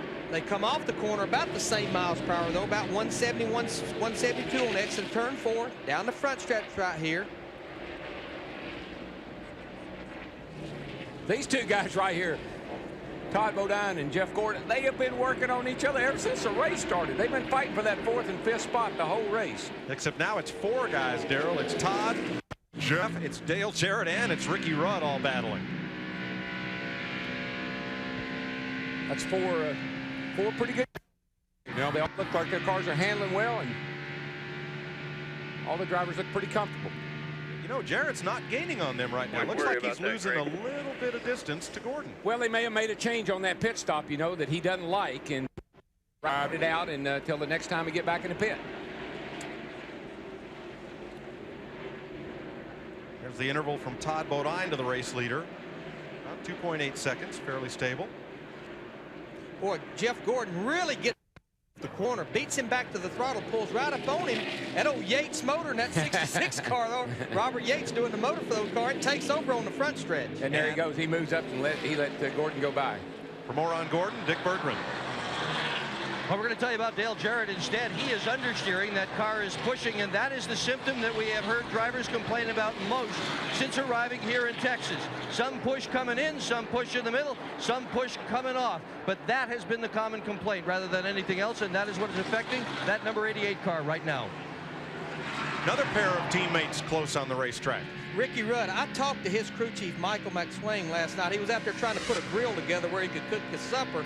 But they had so much confidence about the way they run in the final practice. He said the last time we remember feeling this way was at Michigan last year when they led so many laps and lost it there on a late race caution. Yeah, Ricky told me that he really liked his car. He's very happy with it. Best car he's had this year. For the third time this season, Bobby Labonte has failed to finish. Jeannie's with him. Yeah, Bobby Labonte, another frustrating outing here. Why don't you tell us what happened? We heard you broke a rod. Is that correct? Something on the bottom end of the motor. You know, hated for all the guys on the Interstate Batteries Pontiac. Had a pretty decent run today, better than we've run in the past, and just hate to have to leave here early, but it looks like it's pretty terminal. This is a track that loved Bobby Labonte. Disappointing finish to this day. Steve Park and Dale Earnhardt Jr. work around Jimmy Spencer. His car damaged in the lap 4 accident that put Michael Waltrip behind the wall for quite a while. And even though Andy Houston's a couple laps down, I mean, he's still maintaining a pretty good pace out there. He's right in front of Jeff Gordon. There's another cat that's having a good run, that 97 car. Stacy Compton there. 97 car's in 15th place. Jeff? One thing I'd like to point out as far as Kurt Busch's car is concerned, this week they've also got a new crew chief, Ben Leslie, who last week was car chief on the 17 car. Matt Kenseth has now moved over to try to help this young rookie get back on track, and it looked like they put in a pretty solid run here today. And Jeff, they tested out here, but he tested without his new crew chief, Ben Leslie, because Ben just become the crew chief about a week ago. That's exactly right, Larry. And I talked to both those guys today, and their mission right now in life is to get to where Kurt Busch can run the entire race, no matter whether it's 500 miles here or 500 laps next week at Martinsville. They're going to get back to where this kid can get some laps in these Winston Cup cars so he can get the experience necessary to go up there and race these guys for the win, because, you know, a year ago in the truck races, he was fantastic. Kurt Busch is 15th. He's the last car on the lead lap, and will go right up in front of him to this 3-car battle of Terry Labonte with Mark Martin and Sterling Marlin. This race is for 12. All these owners right now, and drivers included, are looking for chemistry.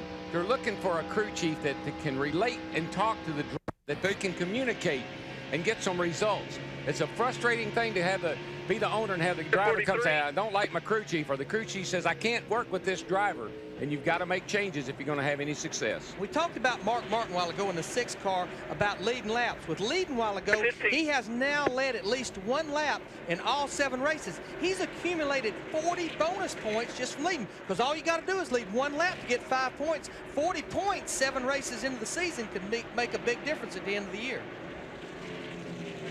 Look at relative speeds of those 3 cars battling. 20 on the tires, 2-0. That's Jimmy Finning telling Mark Martin, this Mark's crew chief, got 20 laps on these tires since the last time they changed. The thing about staying out in the leading lap, though, Larry, is when you come in, you're going to be at the tail end of all the lap cars, or lead lap cars. So you're going to lose a lot of track positions to gain those 5 points. But if you're a big picture racer, it can pay off at the end of the year. But you know, a while ago, DW, with about 17 cars on the lead lap, he was about the 16th or 17th place car, so he really didn't give up a lot by doing it. And Mark led the most laps in Las Vegas, a very similar shaped track to this one. Which is an extra 5 bonus points for leading the most laps. Right now, Steve Park is coming across to lead his 22nd lap of this race. Dale Jarrett's led 86, Earnhardt Jr.'s led 49. We've completed 163 laps in Texas. You're watching Winston Cup Racing on Fox, presented by the Home Depot.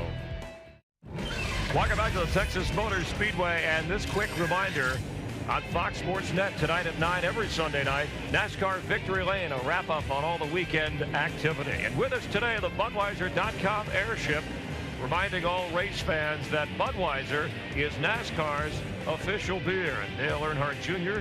in the Budweiser 8 car, currently running second behind Steve Park. But how about Bobby Labonte, last year's points champion? In all 34 starts last year, Jeff Hammond, he finished every race. He's out of this race. This is the third. Did not finish so far this season. That's quite a turnaround for Joe Gibbs Racing and Labonte. Unfortunately, Chris, that's what you call that's racing. One year it's your year, the next year it's not. Unfortunately for these guys right here, everybody was expecting them to come back out and repeat. They haven't been able to get back on track. But as he said, they're doing some things. So the engines this year, I think, are a little bit different than a year ago. They've had some problems. That bottom end problem could have been a connecting rod where it broke. Connecting rod holds the piston to the crankshaft, or it could have been a piston that failed. They weren't too sure. And looking after 6 races, where Labonte was, Mark Martin, Jeff Burton, and where are they now? The problems that they're having, that's part of Roush Racing, which also, the cat in the hat must be ready to eat green eggs and ham the way things are going. Well, he's a racer. He understands sometimes there's going to be years that you're going to have to work through it. He's been there before, and believe me, these guys aren't quitters. They'll get back on track, and that man, that number 6 car right there, believe me, he's probably one of the toughest guys out there. Mark Martin has run well at the Texas Motor Speedway. Let's go to Matt Yoka for a check on the leaders. Matt? Right now, Chris, Dale Earnhardt Jr. is running in second, about 4/10 behind teammate and leader Steve Park. We've well documented today the fact that Dale Jr. is fighting an aero push. So they radioed to Stevie Reeves, who is Steve Park's spotter, that if he gets close enough, will Park adjust his line going in the corner, just entering the corner, so that way Dale Jr. can get a little more air on the front of that car. They have done that, but he's still fighting that aero push. They're talking about making some more adjustments on that car as they've done all day, just trying to fix it, but they don't want to make too many to go too far. Park with about a 0.6 of a second lead on Earnhardt Jr. Jeff Gordon is third, 3.5 seconds off the leader. We heard Steve Mill talk about that those cars have 2 distinctive different setups. Park's running on bump stops, real soft springs, letting the car ride on bump stop. Dale Jr., on the other hand, has got stiffer springs, and he's not riding on bump stops. When you got the stiffer spring, the car will not get down in the track like the car with the softer springs will, particularly when the track gets slick. And what Steve Park can do for Dale Earnhardt Jr. is he can move his entrance up. Dale Earnhardt Jr. can get that left front out of hit Steve Park's air. That's the corner you want to plan, is that left front. Yeah, because the air goes around these around these cars like that. If you're in this pocket back here, then you're not getting any air on your front end, and you're losing all your downforce. So you got to get that. See how he's out to the inside of that car? That puts downforce on that left front corner right there. This battle is for 12th place. Kurt Busch with Mark Martin and Sterling Marlin. Here comes Marlin to the inside, and Martin just lets him go. That's classic Mark Martin. He does not want to race somebody. Now, last week, Martin had a fast car, but his teammate Jeff Burton crashed in front of him. Mark piled into him, and Darrell, you talked to Jack Roush about that last week at Bristol.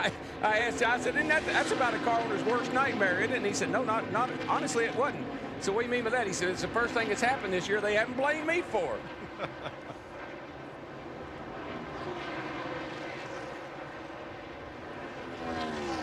Kurt Busch is trying to give last year's pole sitter and the 99 race winner here, Terry Labonte, a workover.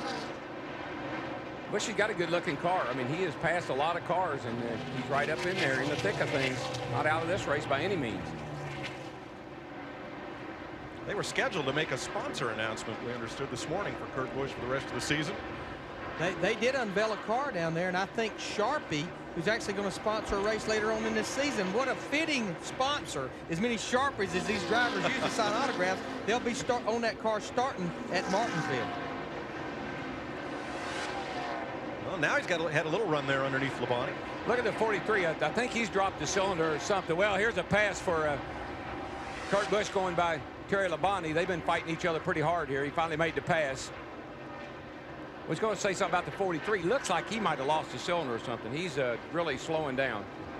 Yeah, John Andretti is 35th, Darrell, and he's kind of been rattling around off pace. Yeah, he's pulling down out of the way. It's like it's maybe only running on 7 cylinders. So he joins Ron Hornaday and Michael Waltrip of the cars that are moving at, let's say, less than race pace. How fast is Andretti going? 160 miles an hour, 159 off the corner. Remember, those guys a while ago was running over 170 coming off the corner. Yeah, and 190 into the corner, so he's way, way off the pace. Folks, Yes, this place is. How do you look slow running 170 miles an hour? A guy passes you doing 180. That's how.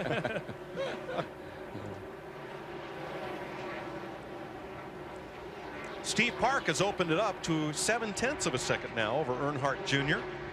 Let's show you speeds of these cars as they come past the line. Out of our Fox box. Earnhardt Jr. a little bit quicker there.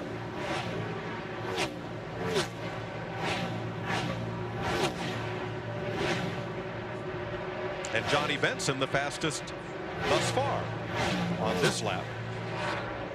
And I think it's really interesting to me how some of these guys complain about the new tire and they can't get their car to drive as good. But there's two cars running first and second that are set up totally different and getting good results. Park works under Bill Elliott. All right, I've been watching the one car here, Steve Park. All right, see his top grill opening right there? He's got more tape on the left side. It goes back to what we talked about a while ago. Anything you can do to plant that left front corner, it's going to put more downforce. See, he's got more tape right there. I'm all over the place with the telestrator, but you see on the top opening, he's taped the left side, letting the air go through the right side. And see how high the car tries to raise up on the left front? That's because you got to take spring out of the right rear to get the car be tight enough for you. That causes the weight to transfer over, and it'll pick that left front up. So you got to aerodynamically tighten that car back up or push that front end down with that fender right there. How long has it been that duct tape has been a tuning tool?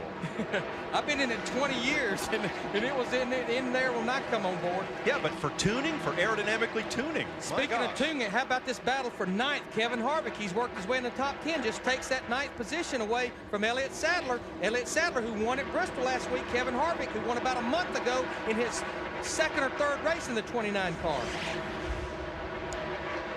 Steve Park, the Rockingham winner, with an 0.8 of a second lead on Dale Earnhardt Jr. Jeff Gordon third, 4 seconds back. Dale Jarrett 5.8 seconds off the lead.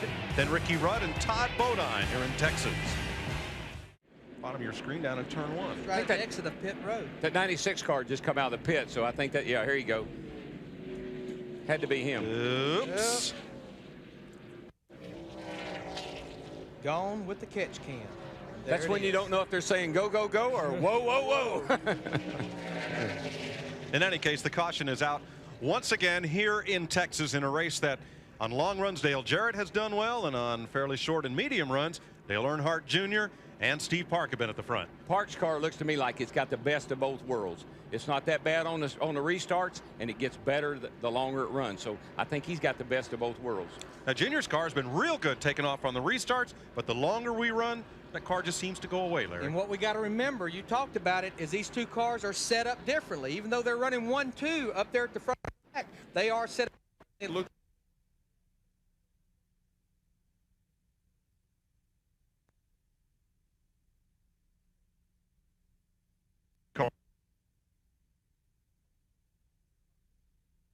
that first pit box down there. So with a good stop, he should get out with the lead. Jeannie? Well, guys, it should be a full maintenance pit stop for the 66 car of Todd Bodine because they're having some problems. They say the car is pushing. It's been pushing a little bit worse each time. He's afraid it's the tires. He also made some contact with the wall, so that right front fender, they're going to check that out as well. May cost him some time here in the pits, but they say it's... Steve Park is just a little bit tight. Jeannie, they're going to take a half a pound out of the right front. They made a chassis adjustment. One turn down on the right rear. Left side tires on. Let's go to Matt Yoga. And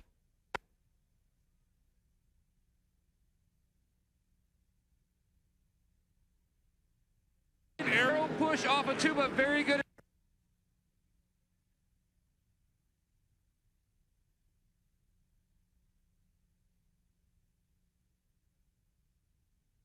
Of them for the pit stop, and Gordon is back on the speedway with 4 fresh tires, and they are still trying to take the push out of that race car. Mike? 15 cars remain on the lead lap here in Texas at lap 189. The real winner on the pit stop, Rusty Wallace, in the 2 car. He come in 10th, went out 3rd. One advantage he's got because of a poor qualifying effort on Friday. He's way down at the entrance of pit road.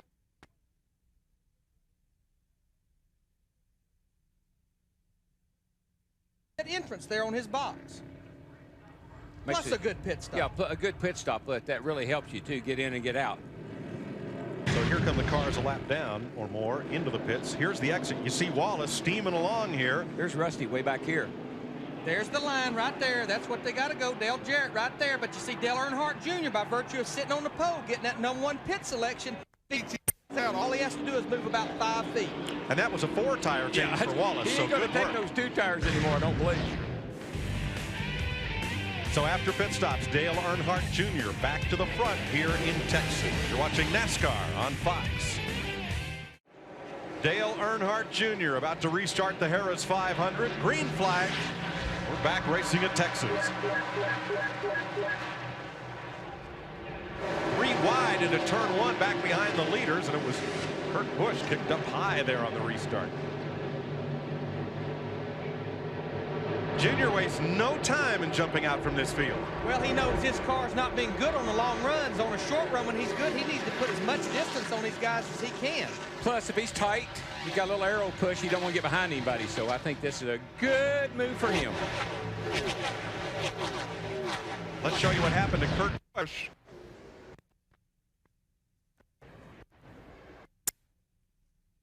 You can do that. The green flag is out, even though he isn't at the start-finish line, except at the start of the race. They have a designated area. When the green flag's out, you can go, but you have to go to the right. And you can see now he did not gain a position when it sorted back out. He had to drop back in line about where he was. Well, normally the guys you pass on the right like that don't appreciate it. They don't cut you a lot of slack when you get down to turn 1. And he is a rookie after all. They did not cut him any. One thing I figured out, I know why people always ask us, what do we do in the cars if we got to go to the bathroom? Well, folks, I can tell you, up here, you have to go to the bathroom a lot. Out there in the car, you never have to go. But I never drank 4 cups of coffee and 3 bottles of water either. Just keep tugging on that steering wheel, Darrell. That's it. We'll be all right. Here's Kevin Harvick, yesterday's winner in the 300-mile Busch Series race.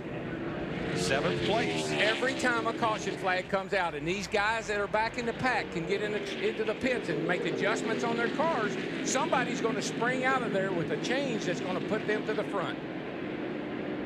Maybe they take a spring rubber out. Maybe they put one in, track bar adjustment, wedge adjustment, air adjustment, but they get a chance to work on their car that can improve their performance dramatically.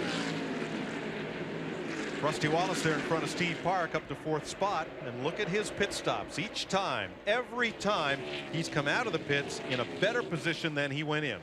You know, last week at Bristol they kept having problems on pit stops, and that graphic was like reversed. But this week these guys have made a difference. Here at Texas, it's so much easier to pass them on pit road than on the racetrack. Looks like Ricky Rudd, our 28 car, he had a little bit of trouble right there. Oh, he went down into turn 1 and the thing just took off on him. I mean, up the track it went. Good job of hanging on to her because she was headed for the wall.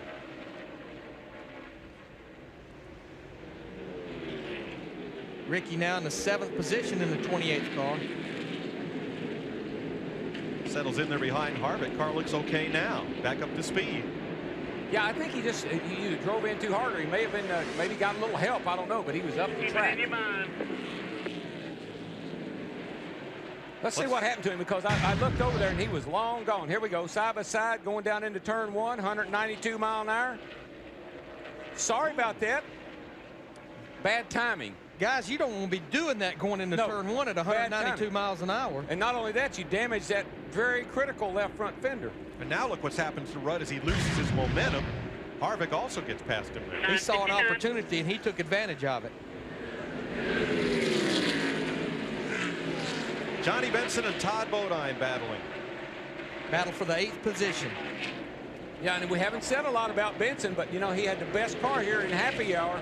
And on the long runs particularly, I think he's slowly just kind of been pacing himself, working his way to the front. Would surprise no one if either of these 2 drivers won a race this year. Oh, no. This guy is way, way overdue. Maybe in Martinsville. The slowest, shortest track we go to now. Slowest. Don't get the idea that they just kind of ride around, folks. On a little half-mile racetrack with drag strip straightaways, they're running for all they're worth, and they're braking for all they're worth. It's a great show. When we talk about bull rings, we're going to the next little short track, bull ring. and we're going there, and we're going to try to ride these bad boys all the way around there.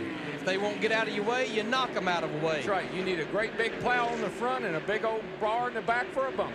Dick Bergman, what's going on with Johnny Benson? Well, as fast as he was in that happy hour session yesterday, Larry, this morning they changed the car all around. 2 different shocks, 2 different springs, different sway bar, different track bar. It's a new race car, and they are just bound to determine they're going to win one of these things, so they rolled the dice, stuck their necks out to try to get better. Well, that 97 car and that 66 car back there are really going at it side by side off the corner, right behind Beth. Here he comes. These two guys are really having a waging a war here.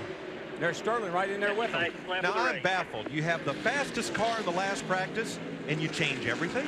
It's like a basketball coach, you know. Oh, they're going to catch up with us. We better start doing something different. Whoa! Boy, Todd Bodine and Kurt Busch touched there. These two guys are just working on each other. Sterling Marlin in that 40 car, what we got to remember, he started back in 37th position, has worked his way, battling right here, Todd Bodine for the 10th position. Well, Mike, to pick up a little bit, when you come out here this morning, you look at the weather, and you see what the weather's going to be like versus what you were like in happy hour. Then you know there was a 300-mile Busch race. So based on what you know about your car, you can make some very intelligent changes that are the right thing to do. Now, the real thing we pay attention to, you talk about track conditions. Yeah, we look at the air temperature, especially the motor guys, but here's the key. We started this race 84 degrees. The clouds have been out, continues to cool that racetrack down, 79 degrees. The cars get more grip, but they tend to want to be tighter. They don't want to turn as good. But track temperature cooling down could help this man right here, Dale Earnhardt Jr. If his car's loose, it could tighten it up. Well, I think what's happened is here's Rusty and Park racing side by side. I think what's happened is we're back like we started. Junior leading, Jarrett chasing him down. I think Jarrett made a bad change on his car the last time in the pits. They've corrected it this time, and now he's right back up there fighting for the lead again. So Steve Park moves up to 4th. And Dale Jarrett is starting to close on the leader. There's Elliott Sadler moving up. Was that 3 wide? At least 3 wide. One of those cars a little bit slow. That was Michael Waltrip. I think Mikey just barely keeping up to minimum speed. He spun into the wall on lap 4 to bring out the race's first caution flag. And what NASCAR does, they clock cars that are running slow. They have a certain time that you have to maintain. They only give you one chance. That speed, if you feel like you're not fast enough, could get trouble off turn 2. Big trouble. 2 cars in the wall, 2 more pile up. One of those is Ward Burton. Jeremy Mayfield got in the back of Ward Burton and knocked him right up in the middle of that mess. Casey Atwood, the 19 car on the inside wall there. Ward Burton. Here's Ward down here, Casey up here, and I'm not sure who this is over here. Joe Nemechek in the 33 car. Ward got booted. He was trying to slow down and got booted from behind.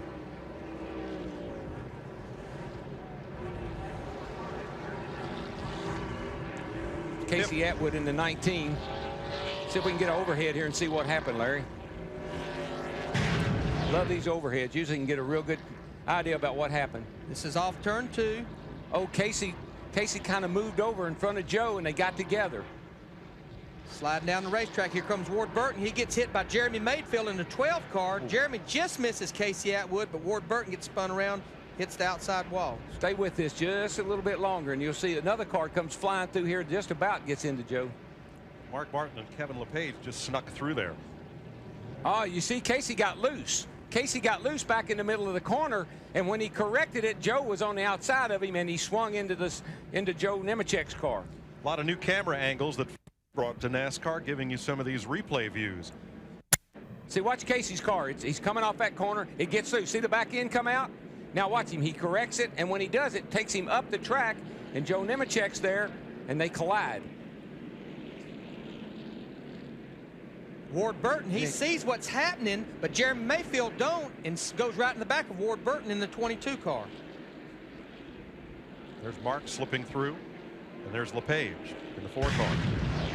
Casey is okay, looking over his Evernham Dodge. When you come off of turn 2 on the bottom over there, the longer this race goes on, the slicker that gets, and the harder it is to get off of that corner. Now this car, that 22 car, we've seen it with damage like that on it already this week. So it didn't really slow him down that much earlier in the week. Was today. Jeannie? Well, guys, a big debate going on in the 2 pit. Of course, Brandon Thomas taking over crew chief duties for Robin Pemberton. 4 tires, 2 tires. What do you think? Well, the final verdict was out. What the heck? Let's get 4 tires in there. And their last pit stop, which wasn't that long ago, they made a track bar adjustment. So far, so good. Of course, going to put in some fuel as well because they have the time. Steve? GD, right side tires only for Dale Jarrett. They did make a chassis adjustment. 1 round of the left rear. Sterling Marlin coming out as well. Let's go to Matt. A lot of discussion of a gas and go, 2 tires or 4. They were going to do 2, then Dale Earnhardt Jr. stuck his fingers out the window saying 4-4, and he's down and away. No adjustments on the 8 car. I think a lot of cars took 2 tires in. I think definitely Sterling Marlin did. I'm not sure about some of these other cars, maybe the 66, but we were just in the pits a few laps ago. So 2 tires right now for track position makes all the sense in the world. You'd say Rusty Wallace, why did he take 4 this time? He's got his track position. He's fought his way back up there where he wants to be. Now he needs 4 tires. We had run 14 laps, which was a lot less laps than when Rusty and Johnny Benson did it earlier. Sterling Marlin come in 10th. He's going to inherit the lead, and now he has led in all 7 races of the 2001 season. 208 laps complete, 5th caution of the day. Let's ride with Tony Stewart through the accident scene, and we'll be right back to Texas Motor Speedway after this. Welcome back live to Texas Motor Speedway. Fox Racing continues next weekend, qualifying on Friday from Martinsville, Virginia, 3 Eastern, 12 Pacific, and then Saturday, they call it happy hour. It's more like rush hour. It's sometimes an unhappy hour as they get their final tune-up for Sunday's race. That's at noon Eastern time on Fox Sports Net. And the NASCAR this morning on the net at 10 Eastern. Sunday gets you cranked up early. The pre-race show at 12:30 Eastern from Martinsville. Mark Martin, your defending champ, and then the race follows on Fox, and all is wrapped up on NASCAR Victory Lane at Fox Sports Net. As we get a look at the Kodiak Dodge. Yeah, you can see right there they've got the wedge wrench in. Actually, it's in the track bar right there. They stuck it in there and somebody didn't get it out. Watch him, he's going to come. Yeah, he actually raised it up to probably free the car up a little, make it turn better in the middle of the corner. Usually when we bring up the audio, I think they mistook what we usually do for our listeners and viewers. Make sure everybody don't get misinformed. That's not where we wind these race cars up to make them run. Yeah, as pointed out earlier by Larry McReynolds, Sterling Marlin now has led at least a lap in each of the 7 races so far this year, but he has yet to come up with a victory. And there is a Sterling Marlin.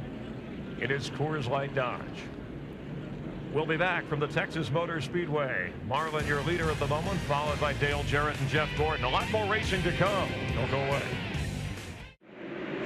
They just waved the green flag from the restart. Kenny Schrader gets a lap back from race leader Sterling Marlin. And Dave Blaney does likewise. Here comes Jarrett under Marlin for the lead. Most of these cars up near the front right here only took 2 tires, and I don't know, crew chief. I'm always under the opinion if you got a caution flag, you ought to put 4 tires on. Well, this late in the race, and yeah, the top 6 cars, Sterling Marlin, Dale Jarrett, Trouble. Andy Houston goes around. It's going to get ugly. The field. It's going to get ugly. Everybody gets by. Caution is out. Ken Schrader trying to get his lap back. Dave Blaney in the 93. 2 cars going to get their lap back. Schrader in the 36, Blaney in the 93. 4 car, and Bill Elliott. 4 cars get their lap back.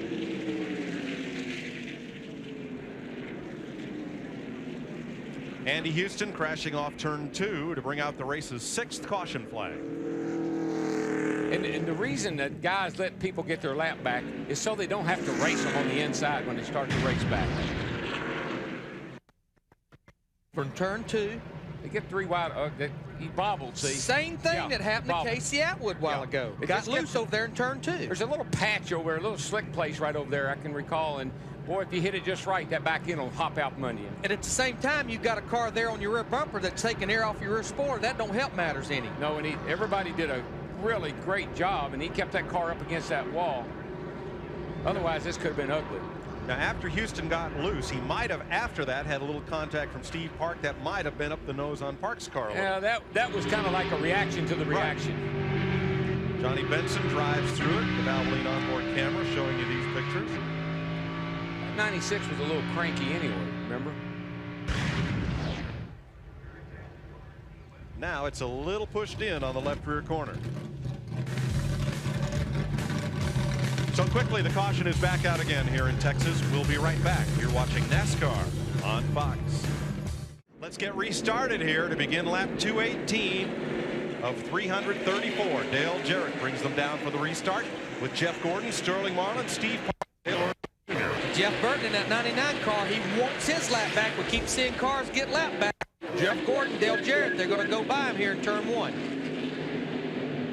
They're going to have to stoke that old 99 up a little bit more before he get a lap back, unless there's something here happening, slow down, get one back. All right, Casey Atwood was involved in the lap 206 crash. Jeannie's with him. Yes, Mike. The good news is that Casey is okay. The bad news is this is not an April Fool's joke. You're out of it for a stretch here, and as you walked over here upset, you're telling me the worst part here is this is your first Winston Cup wreck.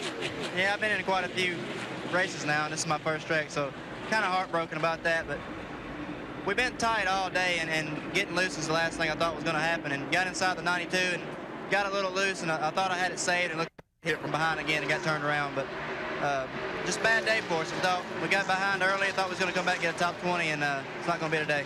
The rookie, of course, with high hopes, maybe expecting a top 10 finish here. Tough day for Atwood as Jeff Gordon.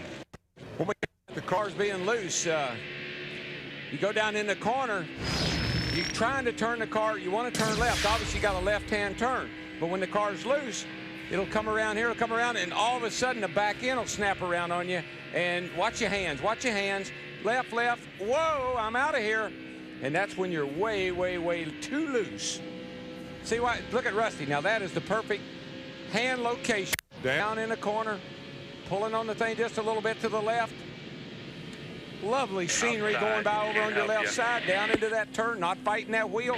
Nice and smooth, and leading the event. Doesn't get any better than that. Right behind you.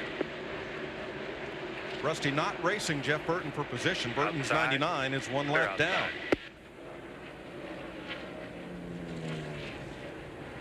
Kevin Harvick right there in that white 29 car. He just passed Rusty Wallace and Matt Kenseth on the last lap. He's now running in the 7th position. Or right around the bottom of the racetrack, turn 1 and 2. Up front, Steve Park getting by lap traffic, and now he has chased down the leaders.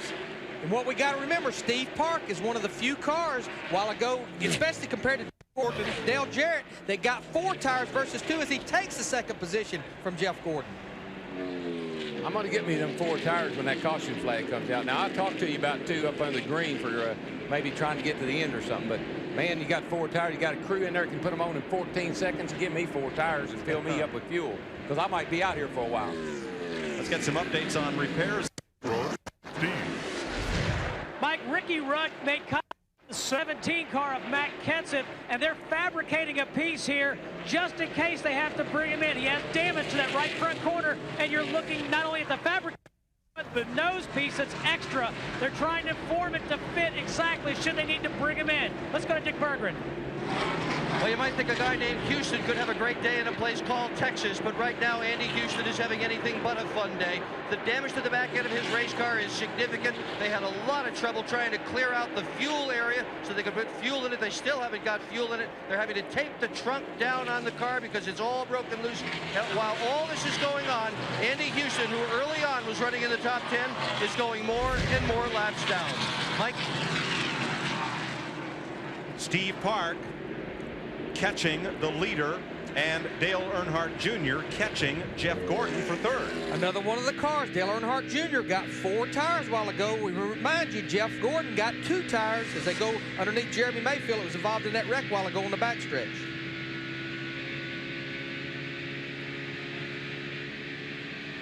Funny how we just swapped back and forth. The 8 led a while, then they pitted, and the 88 led a while, and then they pitted, and then the 1 led a while, and they pitted, and here we are back to that very similar scenario. And that's why the 147,000 seats here are still all filled. Nobody leaves in the 6th inning of a Winston Cup race. There is no 6th inning. Here comes Earnhardt Jr. And the fans go, I mean, up there cheering, they know this.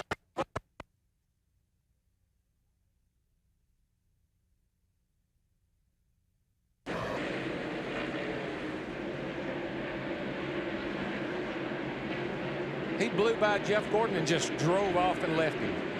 But the fastest man on the racetrack that last lap was Steve Park. He has halved the distance between himself and Dale Jarrett. Look at those 4 tires through the middle of that corner. Picks up that throttle about 2 car lengths before Dale Jarrett pulls up on him here down the front stretch. It won't be but about a couple of laps. He'll have this lead. Plus, he's getting a little help. He's getting a little draft help as he catches up to the back of the 88 car. Fox Track showing you the intervals instantaneously as Park catches Jarrett and Earnhardt Jr. tries to move in. And I don't think that Jarrett will put up much of a fight right now. He knows Park's got 4 tires. He'll probably let him drive right on by. Picked up 3/10 of a second from the middle of turn 1 and 2 down the back stretch. Well, we're getting at a point in this race now where you got to start showing a little bit. You can't be holding back much.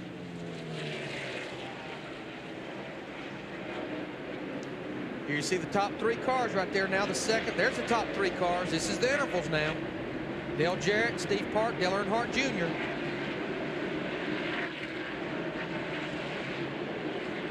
Park now looking for the lead. And he's going to have it as they come off of 4. He's going to cut it down underneath.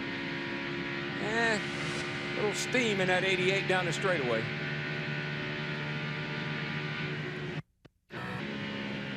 Park's run the than he had been, trying to get a run off that corner to get up out there with some momentum.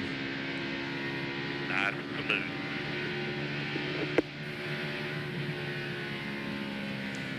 That's a spotter talking to him, Dale Jarrett, and he's telling him nice and smooth. Heard a similar conversation at Darlington a few weeks ago. Take care of them 4 Eagles. That's Bob Jeffrey, who's his spotter, been spotting for him for a long time. Let's go back to Sterling Marlin and Ricky Rudd. This is the race for 5th place.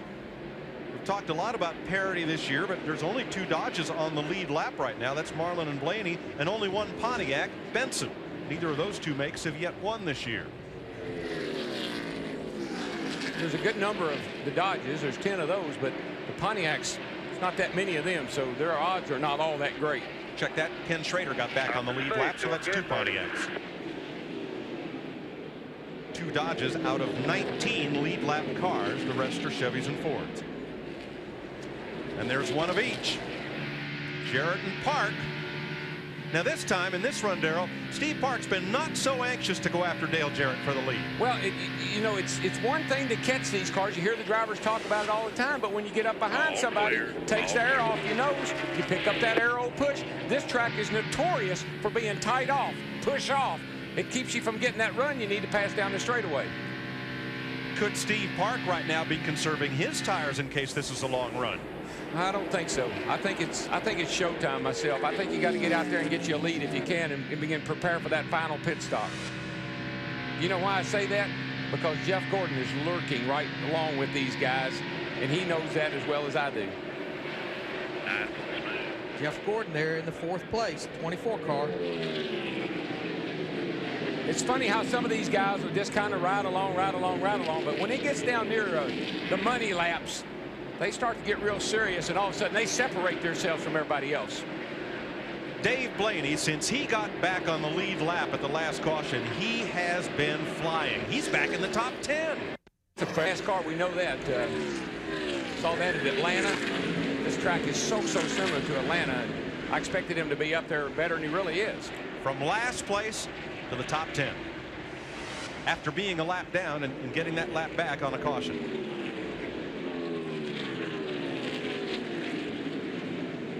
Park continues to shadow Dale Jarrett. 100 laps to go. Here he comes. Boy, he's going to get him on the outside. He's got room. He's there. Outside.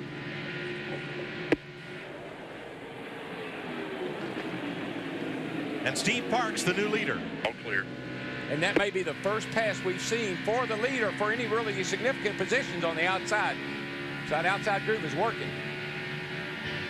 Steve Park looking for his 2nd win of 2001 with just shy of 100 laps left in this cattle drive in Texas. 240 laps complete here in Texas. Steve Park and Dale Jarrett among the Koch family of drivers running 1-2. Just under 100 laps to go here in Texas, and that will mean 1 more pit stop. 1 more pit stop. I've already been running this pencil, running this calculator. What we got to remember, all the leaders was on pit road around lap 206 for that caution. That's 128 laps to go. We saw an opening in the show pit window somewhere between 60, 65 laps. Jeff Hammond, not a lot of strategy there. What you got to do? Biggest thing right there, Larry, is is he be able to get that driver to get down on pit road, don't speed down pit road, and make darn sure that you get on and off pit road as quick as possible. You guys don't make any mistakes. Don't beat yourself. Here we go again talking about don't beat yourself. You're Steve Park. You got to lead. Don't give it up by doing something stupid. And what we've got to do, we're going to see about everybody on pit road around lap 270. The thing I'm interested in is who's going to pull the trigger first. If I'm the leader, I'd like for that second place man to dive on pit road and then follow me. Well, let's check on pit road with one of those lead cars. Here's Dick. And I'm with Robbie Loomis. Robbie, what is your strategy from here for Jeff Gordon? Well, right now, we're probably looking to stop him one more time in about 25, 30 laps. We really, if it goes green, that's about all we got left to do. We need to get that car a little bit better. Right now, it's still a little too tight. 2 tires or 4? We'll have to think about that. We'll probably have to get 4 on this next time. Okay, to Matt Yoakum. Tony Eury Sr. prepared the car that went to victory lane here 1 year ago. Tony, when will you make your last stop? Probably around lap 273. I think we can run a lot further than most of the guys, so probably they stop with us, stop with them. It'll probably be a little early. We lost a little time while ago. Stayed out, but after they did ground on the new tires. We'll probably stop whenever they do, and hopefully we get a good stop. His car is currently in the 3rd position. Let's go up pit road to Steve Burns. Matt, with Paul Andrews. Paul, tell us about your strategy if we have just one more stop. Well, it's really not a whole lot we can do. The car's pretty good right now. We've been trying to get it freed up. We got a little too tight there right in the middle. We'll just see how we are at the end of this run. If we need to free it up again, we will. Right now, we just need one more stop.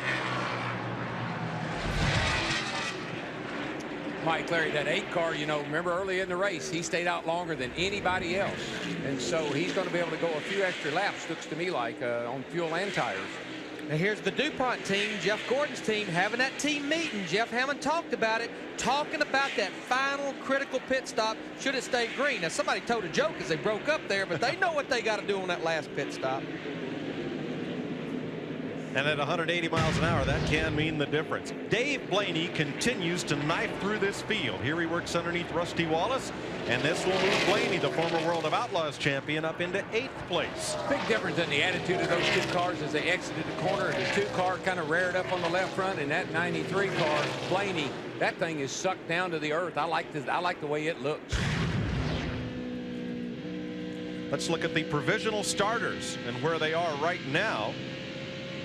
Sterling Marlin's gained 32 spots. Dave Blaney's gained 35 positions since the drop of the green flag today. This track is real sensitive when they go out to qualify. Some of those cars that are back there, they went out early.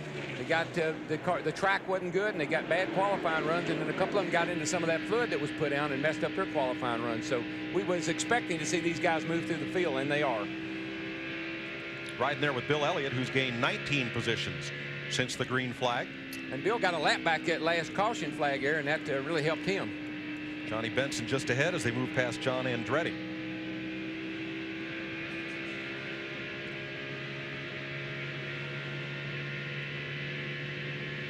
Bill Elliott down into turn 1 right here. Saw touch that brake just a little bit. Back on that throttle.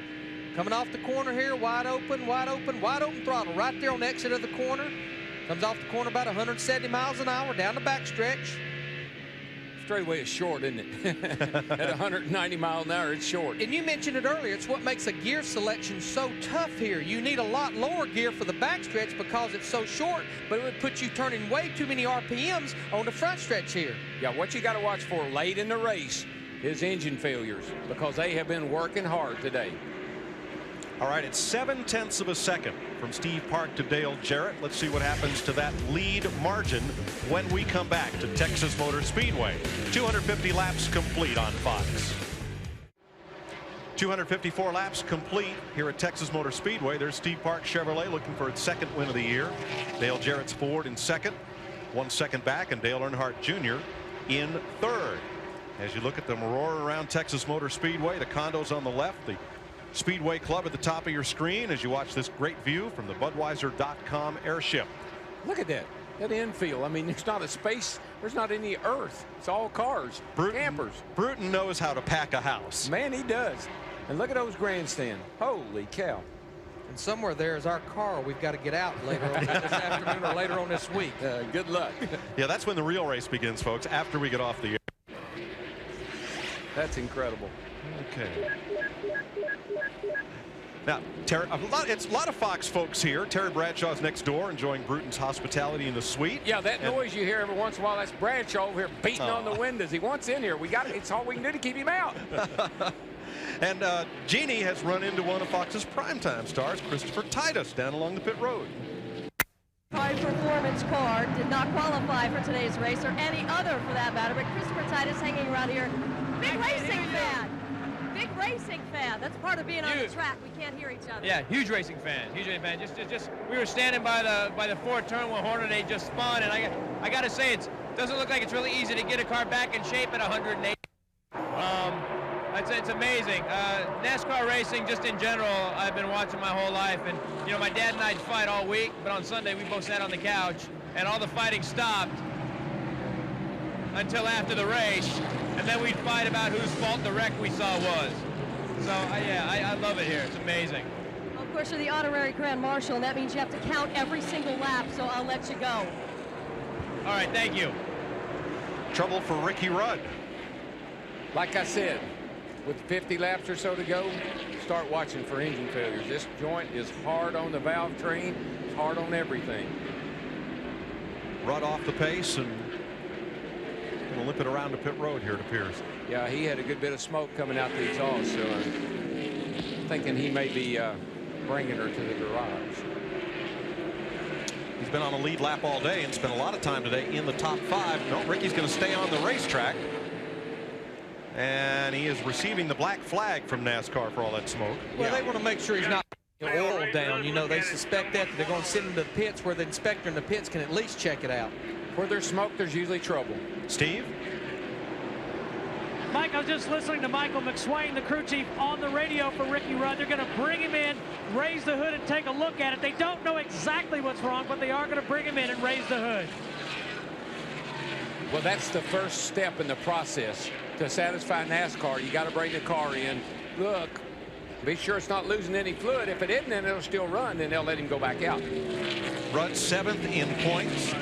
He's been running at the finish in 21 consecutive races ever since the Brickyard last year. And was thrilled with this car. Talked to him last night. He said best car he had all year. So I'm sure he's very disappointed right now. 4, 3, 2.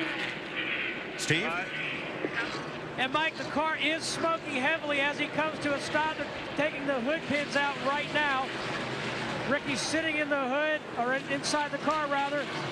Taking them a long time to get the hood up. They finally do. They're going to put that replacement patch that they fabricated on the right front corner.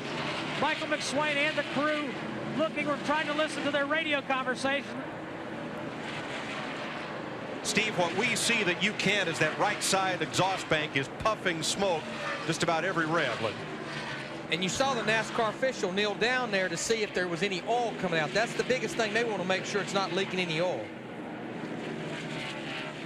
I don't believe I'd be worried about that fender right now, because I don't think that's going to be I don't think that's going to help them that much. Ricky Rudd losing a lot of time under green. Here is Steve Park. It's going to be 1.2 seconds back to Dale Jarrett, the second place car. And look at the attitude of that car. I mean, the car is perfect. It's going around the racetrack. Valence right down against the track. That's exactly what you want to see a car look like in race trim. Look, it's not rearing up on the left front corner just as it exits that corner a little bit, but that thing is really looking good.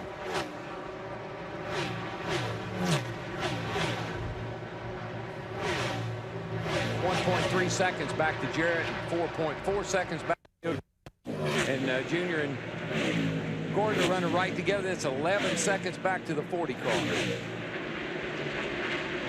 Kenny Schrader. Oh, trouble down here turning. One car hard in the wall. Big, big, big wreck. Jimmy Spencer. Man, he hit that hard. 7th caution of the day at lap 265. Jeremy Mayfield. No, I'm sorry, did not keep from going a lap down. Boy, I can't believe he can even drive that thing. That thing slammed the driver's side hard. And he was involved in that first wreck today in the first caution. Yeah, he was just out there really making laps. You can see the trouble, all this damage here, all this damage back here. Although I have to say the driver's door looks like it's pretty much intact. That was a big hit. Yeah, Jimmy was 32nd. He was 8 laps down. He was just trying to ride it out. He got the car torn up early in the race, and he's been trying to ride it out.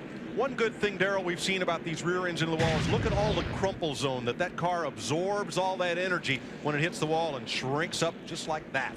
Oh, that's hard. Car just got loose, come around with him, shot straight up there, that outside wall, hard. He's still driving it to the garage. Yeah, he's coming down pit lane. Man, look at that thing. Good thing it was getting low on fuel. They've been out there a while. You can see the fueler neck, Larry. See right in here? See that area right there? That's the filler neck pulled away from the fuel cell. That's where you put fuel in it right there. Now he's got to get out of the way because pit road is open. Spencer wanted to turn into the garage, couldn't get there. He's going out to the grass to get out of the way. Oh, it's really smart, really smart. Good move. Jeannie? The Dodge of Sterling Marlin has just pulled in. It's been running great all day. No major adjustments, just some tire pressure. He will get 4 tires here and some gas once his crew members can get around the NASCAR officials. They're a bit tangled up. And guys, we have a problem with one of the crew members here. The tire carrier will update that in a minute. Steve? Jeannie, Steve Park getting service. Right side tires are already on. Left side tires on. They made an air pressure adjustment. Trying to get Steve Park out of the lead. Matt Yoakum. No debate down here in the 8th pit. 4 tires, no adjustments for Dale Earnhardt Jr.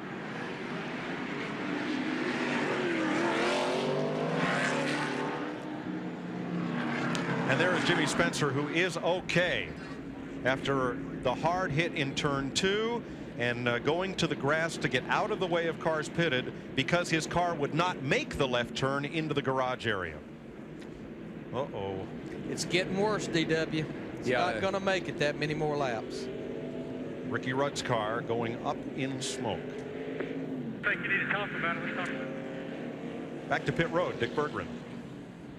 Well, Jeff Gordon came in for what just might be a final pit stop. The first thing they said to him, even before he got out of pit road, was conserve fuel. So you certainly know what's on their mind. They adjusted the track bar. He did a 15:68 pit stop.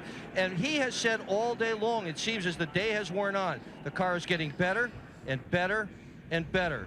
Look out. The race is coming to an end, and Gordon's got a terrific race car, Mike. There is Jeff Gordon. That's bad news for everybody else. He's in 4th place behind Steve Parkdale, Jarrett Dale Earnhardt Jr. Now the cars a lap or more down are on pit road. We should mention Casey Atwood is back. So after his crash, they've repaired his car somewhat, and he's out making laps. As you see, the cars a lap or more down on pit road. Now, Rusty Wallace had a little trouble getting into his pit. Watch this mess back here. I looked down there and I saw cars everywhere. Here's Sterling Marlin. Oh, here's what happened. Got knocked down there by Dave Blaney. Blaney just turned him right into the side of Sterling's car almost. Now Rusty's got to back up and go because his pit is in front of Blaney's. In front of Blaney's. He just got turned in there. Let's watch from Rusty's Miller Lite cam.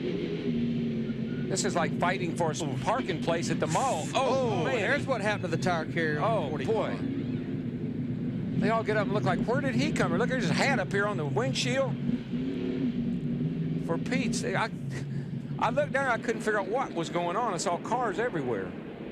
Watch this. Another look at it. Wow. Man, look at how that... Jeannie, is he okay? Well, guys, this was a rough pit stop. We had 2 guys limp away, and Darren Wolf is side here. I think they're going to go give him some medical assistance, even though he says he is okay. You can see they're helping him. Rick Relling as well, walking off. Darren Wolf, the front tire changer, got caught up with the NASCAR official. You can see they're taking his shoe off, his left shoe off, going to check out that foot and check out that ankle. He says he's okay, guys. He gave me the thumbs up. We'll keep you posted. The other car involved there, Rusty Wallace, came into the pits 8th and is now 17th as a result. He's back in because of all that. He got some damage in the front, and that's too bad because Rusty was running the top 10 and having a pretty good day. You can see the damage there on the fender, and that was made by a human being, not another race car. That's right. Watch this. This is an in-car camera. Here he comes. Here he comes. Whoa, Blaney, why are you doing this to me? Can't blow the horn, can't do anything, and those poor guys are just, that's the bravest men in racing right there. Those guys that go around those cars and kneel down out there on pit road, change those tires. I've been preaching it for years. I mean, these guys, You take football players. They go at each other, but they got football pads on. They got football helmets. These guys are going out there, and they're going up against 3,400-pound race cars going on their heels. Yeah, and look, they got a cap for protection. 268 laps complete. Final pit stops. Perhaps the final pit stops have been made. We'll have to wait and see. When we come back to Texas, this is NASCAR on Fox. Going right back out there. And you wait till next week. Martinsville's pit road is, I know they've improved it, but here comes all the leaders. What's going on? 40 car, Sterling Marlin, top 66 car, they're coming back in, repairing the front end, put a little fuel in it, Jeannie. Well, guys, yeah, they're coming back in for fuel this time. Darren Wolf, the gentleman who was hurt, staying on this side of the wall. Guys, they're actually making him run up and down pit road here to prove that he is healthy. But he wants to come back in. Matt? Jeannie, Tony Eury Jr. and Sr. have been calculating their fuel mileage to the best of their figuring. They're going to come up 1 lap short if this race goes green for the duration. They were talking about coming down for a splash and go, but remember, this car does have that aero push problem, and they are too concerned about being back in the 16th position and trying to fight their way all the way back up. Eury Sr. thinks there will be one more caution, so this shouldn't be a problem. To Steve. Well, Mike, Steve Allen on the 88 car, the gas man says they're pretty sure they can make it the rest of the way. But then the one crew, I just heard Paul Andrews talking to Steve Park. He does not think they can make it the rest of the way. Let's go to Dick Berggren. Well, fuel is the topic of the day for sure. Robbie Loomis right now talking with his crew members, trying to figure out whether they can make it or not. It would be a cliffhanger for anybody. This is about 120 miles. It's more than they can usually go. Loomis thinks they're going to be 2 to 3 laps shy. I think everybody's going to be 2 or 3 laps shy, Mike. Now, Dick, those last pit stops were occasioned by Johnny Benson, who 1 lap earlier came in and topped off, and then so did several of these lead lap cars. Trust me, I can make it. You just got to tell me how far I got to go. Tell the driver now what he's got to do, and he'll get it done for you. We got 62 to go. Get it done. Wrap it up. These are trained professionals. They know how to milk these things right to the finish. Plus, those guys in the pits never tell the truth. 17 cars are on the lead lap as we get the restart. Jarrett, Steve Park, Earnhardt Jr., Gordon, and Harvick are now the front 5.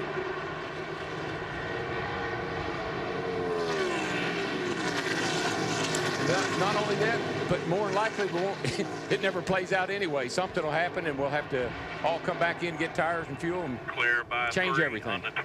Dale Jarrett leads 10 more laps. He'll break the race record set by Terry Labonte.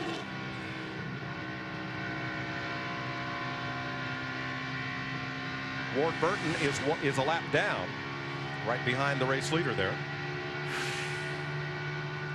7 different leaders: Jarrett, Park, Earnhardt Jr., Marlin, Benson, Labonte, Bobby Labonte, and Mark Martin. 15 lead changes, 7 caution flags. Ward Burton in that 22 in that wreck earlier, trying to get one of these laps back. Dale Earnhardt Jr., he wants the lead. He goes underneath Dale Jarrett in the 88 car. Jeff Gordon in the 24 car. He wants that second place position. Jeff Gordon's a man on the move. He's got a fast car, and I tell you, this is a big paying race. That's a money man. We got a battle for 4th right here. 29 car, Kevin Harvick. He wants that position from Steve Park. But remember, Steve Park's car has not been good on the short run. But the thing I've seen Park do, he's lost to several positions, and the car doesn't seem to be nearly as good as it was earlier. And look who else has joined the club. Our winner from last week, Big Mo. Big Mo was on the move. Got a car in the wall in turn 2. Matt Kenseth spins at turn 2. This will put us on once again. Is anybody trying to get a lap back? Ward Burton at 22. He's trying to get that lap back. Here he comes. Junior moved up and let him go. Puts 20 cars on the lead lap.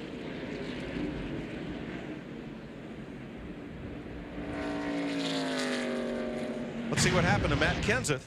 He just gets up high, I believe. He gets in the corner a little high, and he never gets it under him. He just keeps going up, up, up into the loose stuff. I think I can. No, I lost it.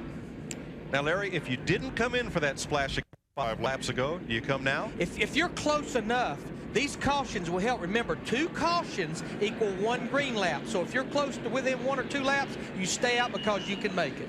You've made your bed. Now I got to lay in it. Tough day for Matt Kenseth. I'm not sure if we mentioned Ricky Rudd's car was pushed to the garage. He is out of the race. And I need to update on Ward Burton in the 22 car. He got one of his 2 laps back. He's now 1 lap down. But that puts him in a whole different class because there's a lot of cars that are 1 lap down, so it's going to make him have a little bit better finish if he can work his way back up through there again. Dale Earnhardt Jr. fake pit road, dove back on the racetrack, but his teammate Steve Park hit pit road. I don't think Park was happy with his car. He was falling back big time, and the car didn't look near as good as it had earlier. Steve Park is in, so is Kenny Schrader and Dave Blaney. Steve? Mike, I think this is going to be a gas and go. They discussed whether or not to stop. Steve said the car's loose. He likes it that way. It is gas only for the 1 car. Dave Blaney is also in. Steve Park headed back down pit road. Blaney, a quick in and out for Bill Davis's team. And a number of cars a lap down also stopped. That's the youth. That's the young guys. My car's loose, and I like it that way. Older guys say, my car's loose, and I'm coming in. Watch this fake by Dale Earnhardt Jr. I'm coming in, I'm coming in, I'm coming in. I'm coming in. Jarrett's going to follow him. Gordon's going to follow him. Jarrett didn't no, they're follow not. him, and that's when Jarrett didn't follow him. That's when he came back out. As long as he didn't go down pit road and cut across the grass, he's good to go. There are no out of bounds in this sport. We are contained by big old concrete barriers. Everything inside of that is all fair play. So a little bit of subterfuge, but Dale Earnhardt Jr. hangs on to the lead under this 8th caution flag of the day. You're watching Winston Cup Racing on Fox, presented by the Home Depot. You don't see any empty seats here in Texas. First, because they were all sold in advance of the race, and second, because nobody knows who's going to win this thing, and nobody is leaving. Ain't nobody going home yet. Some Winston Cup races are coming up on our sister network FX. If you don't get FX on your cable system, just call toll-free 1-800-FX-FX-FX1. We'll connect you to your local cable company and tell them you want your NASCAR and you want your FX. 1-800-FX-FX-FX1. Well, I know Steve Park said he couldn't make it. I know his crew said he couldn't, but man, I'd hate to be restarting in 15th place. From this close to 15th. This close to the end of the show, I'd have took my chances. Dale Earnhardt Jr. is going to gamble on gas. Here we go for green. I tell you, Kevin Harvick was all over the back of the 24 car on that restart. He was pushing him. Harvick's car's just gotten better and better as the day's gone on. And that's what we saw at Atlanta. We didn't talk much about him. He hung around the top 5, but boy, when it comes showtime, he was showing out. Gordon knifes to the inside. Got to get through this traffic. Harvick caught up on the outside. Burton's got a car up in the wall. It's a 40 car. Oh, it's Marlin, and he's hit it hard. Caution for the 9th time. Sterling Marlin, a contender. One of the 2 dodges on the lead lap with Dave Blaney. Caught the wall hard up in turn 3. Boy, that's unfortunate. He was running well. He was up in the top 10. Had trouble late in the race at Atlanta. Trouble late in the race here. He's get this boy cranked up and get her to the garage. Come in here 3rd in points. Yes. Actually, you know, the car's torn up, but I don't see any damage that might not keep him from going. Get the sheet metal pulled off. Here we go down into turn 3 and 4 here, right in the middle, and there he is. And Rockraw might want to take another look at that. Darrell, one thing this caution will do is ease Dale Earnhardt Jr.'s concern about fuel mileage. That's why I would have not come in if I'd been Steve Park. Another angle of it. Whoa. I think he may have got a little push. From Todd Bodine in the 66 car. I think he got a little shove. He's come to Sterling Marlin's come to pit road, and he's back down pit road. He's going to beat the pace car. He hasn't seen the back of that car and know how badly it's damaged, but no, but you know, the sheet metal is torn up, but the chassis and the wheels all look like they're going in the right direction. Probably can't get any fuel in. It's going to be his problem. But if he had enough fuel from the last time they pitted, they may not need to put no more fuel in. Spoiler still up there where it needs to be. Might even be better than it was. It's way up there, isn't it? Yeah. Which is good. Yeah, and it got no rear bumper, no drag. Rear spoiler up is more rear downforce, isn't it, Jeff Hammond? What I saw when it came down pit road, those guys, is it's so short, I'm not too sure it's going to be as effective as it was a little while ago. As you know, the way the air flows across the top of the roof, it may be up too close to not get a chance to really put the kind of pressure. It looked pretty bad when it came by me. Well, the only thing I'd be worried about is the track bar that runs across the rear end housing there. If that got stoved up in there and locks the rear end up, then he won't be able to drive the car. Now, he did not stop on pit lane because he did not want to lose a lap to the field. He wanted to come around, catch the tail end of the field, and now make his Now pit here he stop. comes, and I tell you, that car. Right tires, guys, right side. See, here's his fuel cell and all down in here. None of that's knocked forward. But I believe Jeff's right. He does. Look at the distance right here between the deck lid and the rear of the greenhouse. The roof area, it's awfully short, so that's not going to be good. Yeah. Oh, it's definitely not going to be. It's not a winning race car anymore, but he's going to be able to get back out there and finish. Yeah, and if he can keep from losing another lap, that'll certainly help him in the point standings. He came in here third in the points. Gotta go. Really got to go 68 laps. There's the fuel calculator. Is that Dale Earnhardt Jr.'s pit? It is. This is the engine tuner right here. He's looking at the fuel mileage based on what he knows about the engine. That's Sean Clark. Yeah, Shauna Robson's hook. Yep, she competed in the Busch race yesterday. First of several that she'll drive this season. And every one of these caution laps, if they was a little iffy, there you see Jeff Clark's his name on the back of his uniform. That just helps ease the pain of the possibility of not being able to make it. Let's get down to alljeffhammondallthetime.com. Hey guys, one of the things I was noticing here today is a gentleman right now that's up to number 7 on the grid, and that's Kevin LePage. We haven't said a whole lot about him, but that guy right there, he's driving for a job. You know, he's trying to impress some people. Last week in Bristol, he brought that car home 15th today, started way back, got her all the way up there to 7th place. Now, he will also drive this car at Martinsville next weekend. They tested there, and it's kind of a get acquaintance session between he and the Morgan McClure team, 3-race deal, and then we'll see what happens. It's kind of like we'll work for food, you know? It's kind of like dating before you get married. That's what it's like. All right, let's get this restart to begin lap 285 of 334. Earnhardt Jr. brings them down. That's Jason Leffler trying to get a lap back on the inside. Here we go. Boy, the last thing you want as the leader of the race is to have to race somebody off in that first turn, but Leffler's right there beside Junior. Clears him okay. Now Jarrett's got to deal with him. Leffler 2 laps down. Again, that's why sometimes you let fast cars go when you get a chance to, when the caution comes out, so you don't have a fast car up there you got to race.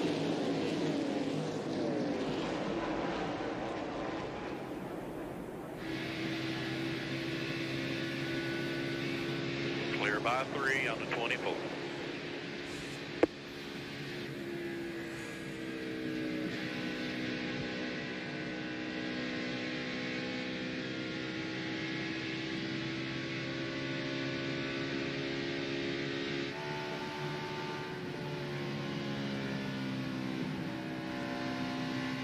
Right behind Dale Jarrett as you're watching the UPS cam, Jeff Gordon getting right in.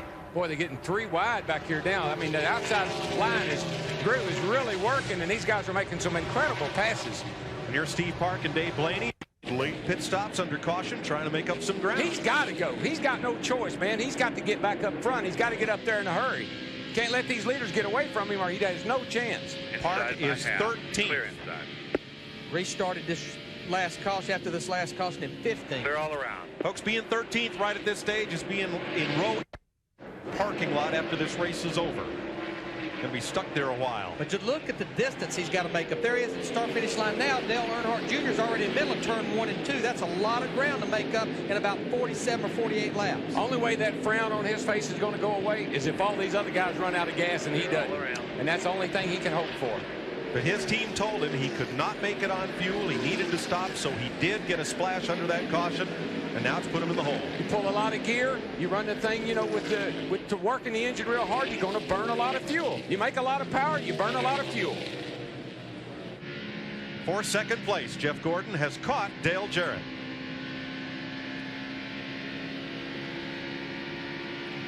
This is Gordon's worst racetrack. He had finished with a battered car, 25th here last year. Otherwise, he's not finished a race here. And he came in here, I asked him, and he came in here determined this place around. He said, this place has bit me every time I've been here. I'm going to conquer it this time. 45 to go. This also is our first and second place guy in the points. Dale Jarrett's got a 45-point lead over Jeff Gordon in the 24 car. I know it's early, but we look at points all year long. And there's the gap to the leader. And did we mention that the winner of this race will win about $400,000? And that 24 car, I don't know if he's got dollar signs in the steering column or what he's got, but when there's big bucks at stake, he steps up, man.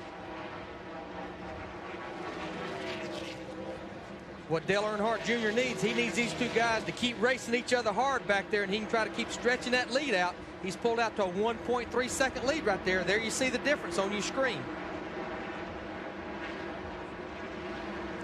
Kevin LePage still on the move. Back up on the lead lap. A couple of cautions ago, he got his lap back. It wouldn't surprise me to see something like what we saw at Atlanta, Mike. I tell you, between Dale Jarrett, Jeff Gordon, and Dale Jr., that's going to be the race. And Darrell, Steve Park is coming. He's now to the inside of Todd Bodine, 6.6 seconds off the lead. He got past Rusty Wallace and Dave Blaney and Terry Labonte. This is the battle for 8th, 9th, 10th, and 11th right here. Kevin Harvick beat Jeff Gordon in Atlanta. Could be Dale Jr.'s turn.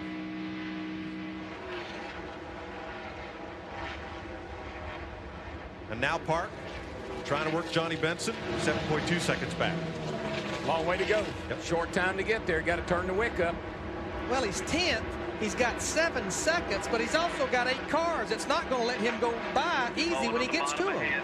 Yeah, he's got a fast horse, but he needs a bit of clear range ahead of him. Well, just to give you an idea, here comes Junior off turn 4. Right here he is at the line now, and Park's in the middle of 3 and 4. Lots and lots of distance to make up. And he's hung up in traffic behind some good race cars, the 10 and the 6. These cars all battling for place. That's where Mark Martin, the 6 car, is. Hey, these guys get real serious about a top 10. No, I mean, they work hard to stay in the top 10. They're not going to pull over and let you go. 15 cars on the lead lap. Johnny Benson in the 10 car. He opened the door against Mark Martin. Steve Park goes with him. Todd Bodine at 66. He wants it too. Hey, that 21 car, that 97 car, a couple of young guys are right there nipping on their heels. Todd Bodine right back there. Blaney coming, continuing to try and move up as one of those lead lap cars who also made a late stop for gas. There's Blaney, 93. Clear. That late stop, you're just hoping that some of those guys that didn't stop maybe can't make it on fuel. And there goes Blaney down on the inside of Mark. He's right on the bottom of this racetrack. He beats him getting in the corner. He beats him getting off. Really gets in strong. Now Martin has Rusty Wallace to battle and Ken Schrader moving in. Well, Rusty lost so much time when all that incident in the pits, and now he's got to fight his way back up into the top 10. Rusty's had an up and down day. I mean, he started way back, got up to the top 3 or 4, and then had that trouble in the pit. Ken Schrader right there in the 36 car. Remember, got a lap down a while ago, got a lap back. How about Terry Labonte in the 5 car? Mark Martin really starting to slide backwards. The degree of intensity picks up so much when you get down inside the last 25 or 30 laps. All of a sudden, guys that were giving you a little something, they won't give you anything except a hard time. 38 laps to go. Earnhardt Jr. here with a 1.2 second lead on Dale Jarrett. That's what 1.2 looks like, and then Jeff Gordon. And even lap cars, I mean, there's races going on with everybody, you know, and even lap cars won't give you a break.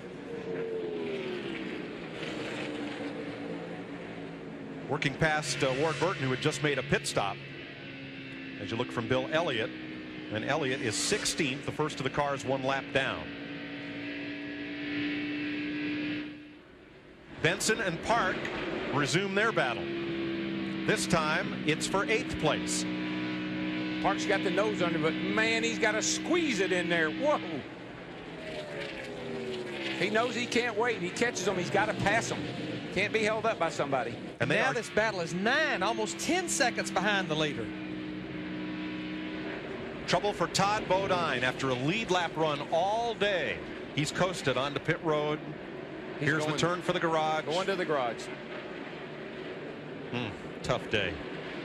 Tough way to finish. You've been on the lead lap all day. Nobody will know.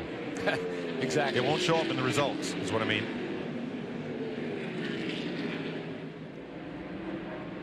See Gordon working around.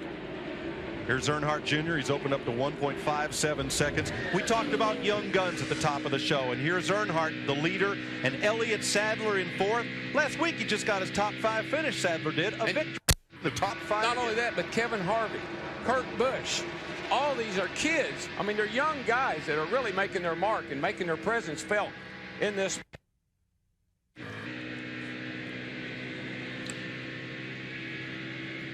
Everybody always worries about the future of the sport. Every time something happens, drivers retire or whatever, what's going to happen to the sport?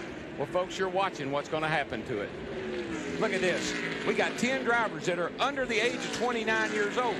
We got 20 drivers between 30 and 39. Look at these drivers over 40, 17 of them. But this is the number right here, 30 drivers under the age of 40. Look at this, Harvick, 25, Sadler, 25, Gordon, 29, Park, Michael, Dale Jarrett, all winners this year. Look how young those boys are. And here's Dale Earnhardt Jr. trying to join that list and join his teammates Michael Waltrip and Steve Park in finding victory lane in what for Dale Earnhardt Jr. has been the most difficult of times. We'll be right back.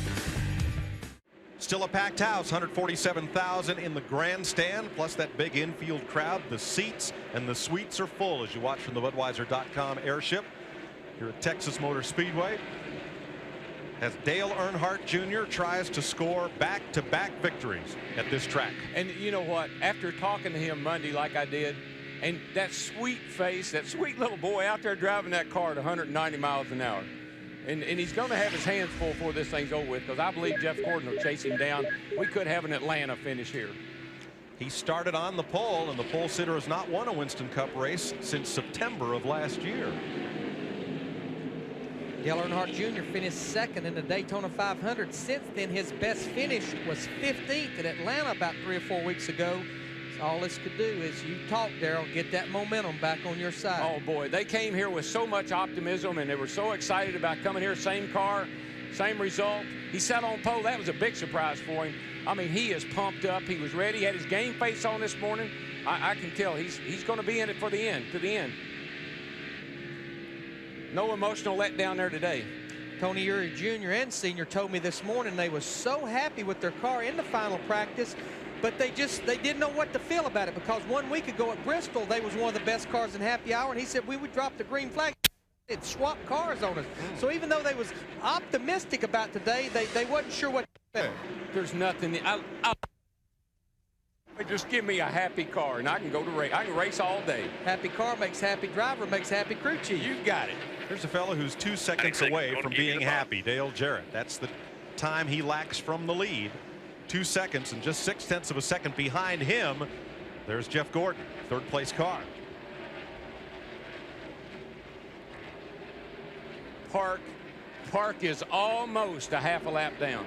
And here are the young guns, Sadler and Harvick, 2 25-year-olds battling for 4th place. Yeah, just out of our picture is Kurt Busch, who's only, what, 20 years old. So got some young guys here that are really showing a lot of talent. Harvick makes the pass, as way up toward the wall, and in the wall goes Sadler. I think he must have cut a tire down. We're still green. The caution is out. Caution is out. Boy, that's why I don't think anybody really wanted to see this caution. And I know Dale Jr. didn't. This could change everything. Well, yeah, Darrell, they've got to come to pit road. They got to get 4 tires. You got to get 4 tires, and now you just worry. The crew chief worries, the driver worries. What if I get the worst set of tires I've had all day? And it happens so many times. You don't know why. Does anyone dare gamble and stay out? Oh, no. I don't think so. No. I just don't think so.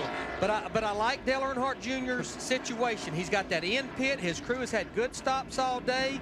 He can get right out. So this is when those guys got to have that good stop for him. Yeah, I've been lonely too long. I want to come visit my crew. Right front is down on Sadler's car as he comes to pit road. Now this brings it. I tell you who this makes a player again. You can deal him back in. Is the 1 car.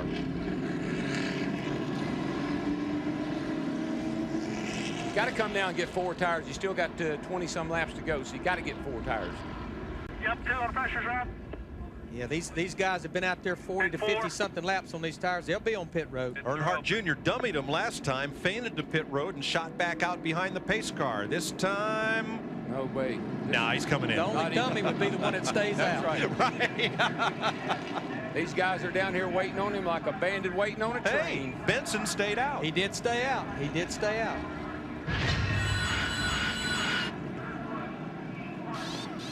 Johnny Benson, the one lead lap car that stayed There's on the nothing racetrack. wrong. I mean, that's a great strat. You can't win. No.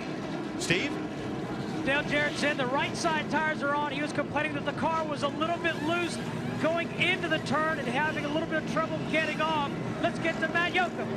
Gordon is out. The 8-car 4-tire stop, their worst stop all day. 15.8. Park goes by.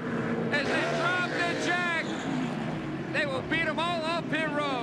16.5 seconds. Well, as we said, this changes everything. It changes the whole complexity of it. When the guys needed a good stop, everything needed to go their direction. It fell apart right there. That's what I say. You did, the worst, he was the guy that did not want to see a caution flag. Not because he thought he was going to have trouble in the pit, but because he was there. Jeff Gordon, who has not led today, getting a good stop, and he is not the leader as Johnny Benson stays on the racetrack. Benson is the new leader. Well, this is when Dale Jr., they got to talk to him, and they got to focus him, and they got to keep him calm. He's going to be upset because he lost the lead.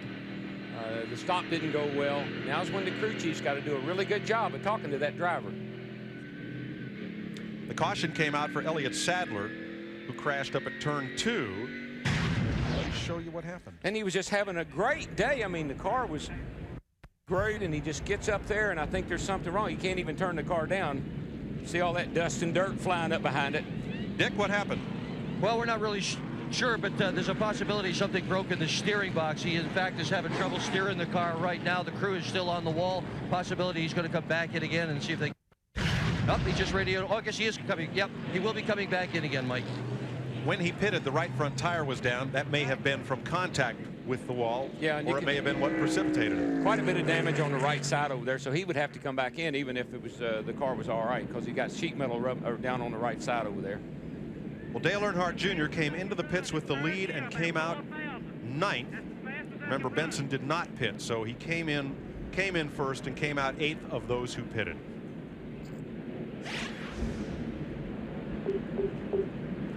Just going to have to suck it up there, buddy. You can do it. You still got a fast car, and you've been driving by these guys. That's what you got to do now. You got to suck it up and go. Tonight on Fox, can the Simpsons survive being lost in the jungle? An all-new Simpsons. And when Malcolm's family goes bowling, who ends up in the gutter? An all-new Malcolm. Mulder's death is not the end, only the beginning on an all-new X-Files, and it all starts with an all-new Futurama and King of the Hill tonight on Fox.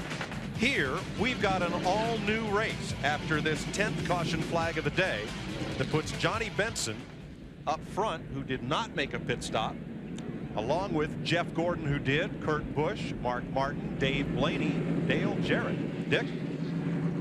Well, Elliott Sadler had his first top 5 finish ever last week when he won at Bristol. He was running in the top 5 when this incident happened. He has called his crew and said he's still having trouble steering the car. They're working in the front end of the car trying to get it so that Sadler could at least drive it somewhat. What a disappointment. They thought they were going to have 2 top 5s in a row.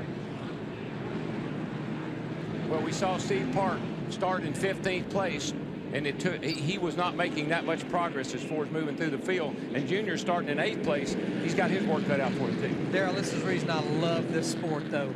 Football, baseball, basketball. If somebody's got a 10 or 12 run lead or point lead, you know, with a couple of seconds to go, you can go home. You know what happened. You can't leave one of these races till the flag. This is like hitting 4 3-pointers in a row, just coming down and knocking the bottom out of it 3 times and catching up. Here's where they came in and went out of the pits as we get set to go back to green. Man, look at that. Killed him. How about Dave Blaney? Started last, 43rd. He's 5th. And there is Dale Jr. Going to take this restart from 9th. There is Blaney in the 93. just had a stellar day. Yeah, and Kurt Busch is third. Mark Martin, this is a pretty good day for Jack Roush Racing for a change. And what's good for these cars that took 2 tires, it will be a double file restart because we're going to have 18 laps to go. And so not only are those cars behind them with 4 tires going to have to fight those cars, they'll have to fight the lap cars. And we're going racing with 18 to go. I still don't see an empty seat because this is far from settled. Oh, they're all empty. It's because they're standing up. Green flag. Look at Junior. He's all over the back of Harvey.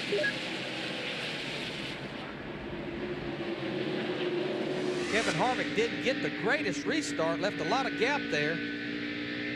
Just got to bide your time. Guys got to work your way by these cars. What do you call this, Darrell? Aggressive patience? Oh, yeah. Yeah, it's knowing when to hold them and when to fold them. And you better start unfolding them right now. Bill Elliott in the middle of all this. James Ince has made a gamble. He left Johnny Benson, his driver, out on the racetrack when everyone else pitted. Benson's holding on to a pretty fair lead. Well, if that pays off, I'm going to quit. I'm going to quit making predictions. You and me both. If that works. Like you said, that's the great thing about this. You never know. But last week, Elliott Sadler stayed out on a set of tires, and won the race. Kurt Busch, that white car, 4th in line. A couple more young guns, Harvick and Earnhardt Jr. About a lap ago, Dale Earnhardt Jr. got a good run. And he lost a lot of momentum down the front stretch. Just doesn't have enough time to get back up there, I don't believe. Rusty Wallace tracking Earnhardt Jr. Wallace in 10th place after getting punted across pit road. And you know, the harder you try late in the race like this, you drive it in too hard, start trying too hard, and you actually go slower. That's why you got to have a crew chief that's really, really working with you, talking to you, keeping you focused. Bill Elliott in the 9 car now. He's 1 lap down, but he is in the 14th position, so we have 13 cars on the lead lap. And except for Elliott, those first 10 cars in line are all lead lap cars now. Check interval here at the line. 15 to go. 14 now. Well, Benson's already made it. Done better than I thought he was going to do. I would have never thought that he could have held him off that way. See, Steve Park, he was the fastest that time. And he's all over the back of Jarrett and got a run on him off of 2. It's a battle for 5th. I believe Jeff Gordon will get around the 10 car here when the time comes.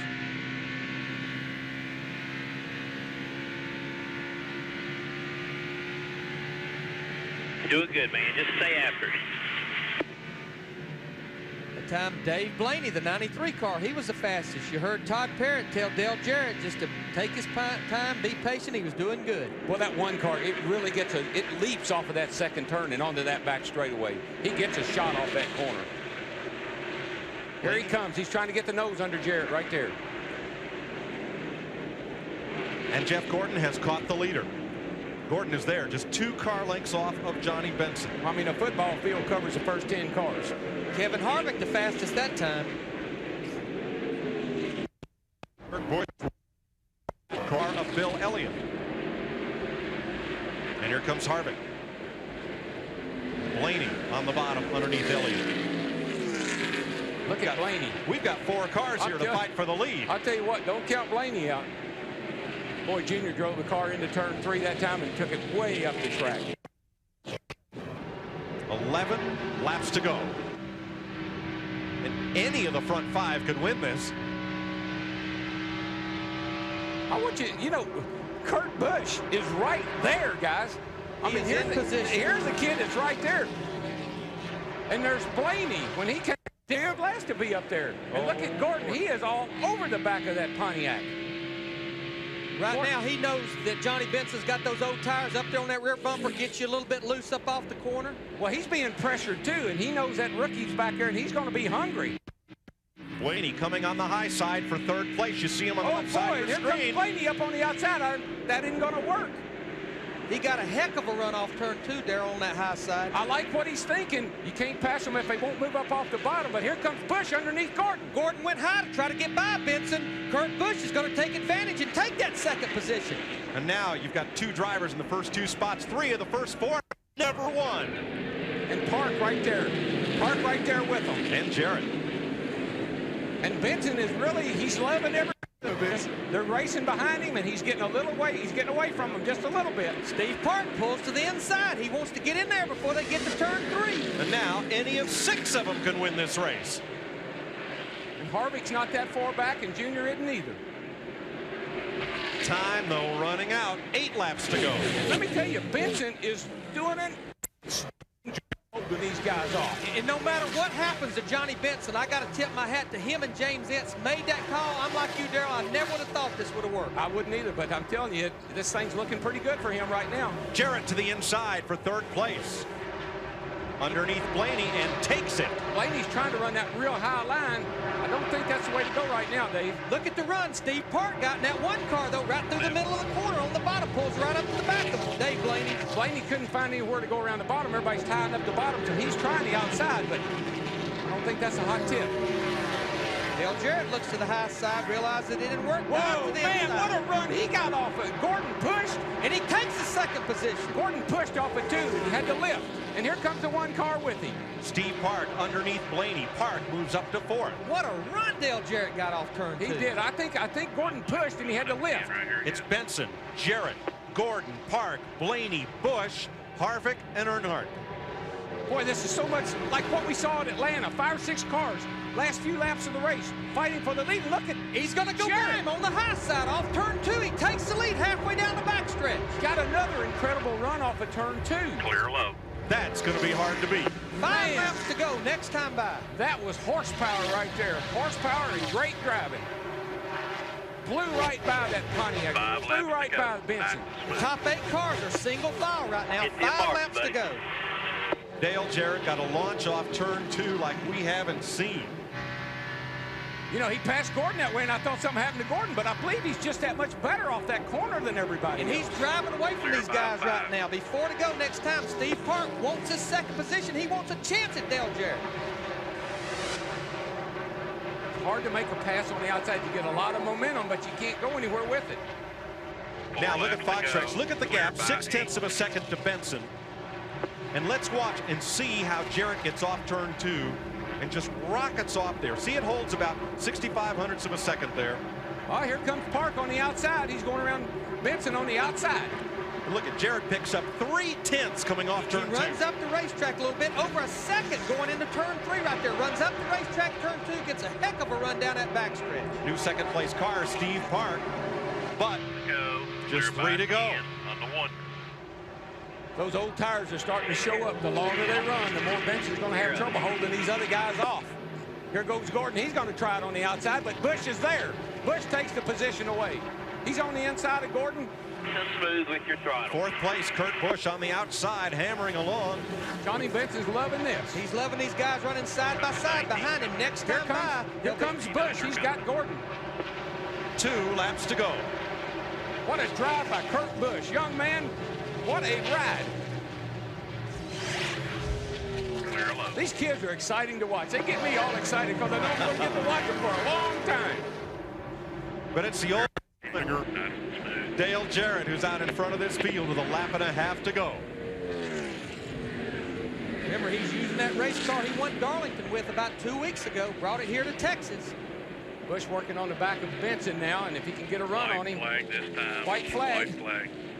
Might be able to get a run on him off a 2 over there. Jarrett's home free. I don't think anybody's going to get to him. Parks in 2nd. Got a good gap back to 3rd. Here comes Busch. Comes Busch up off a 2. Clear by 8. Can't make the pass. I believe that move by Benson is going to at least get him 3rd place, Larry. Needs to protect the bottom right there.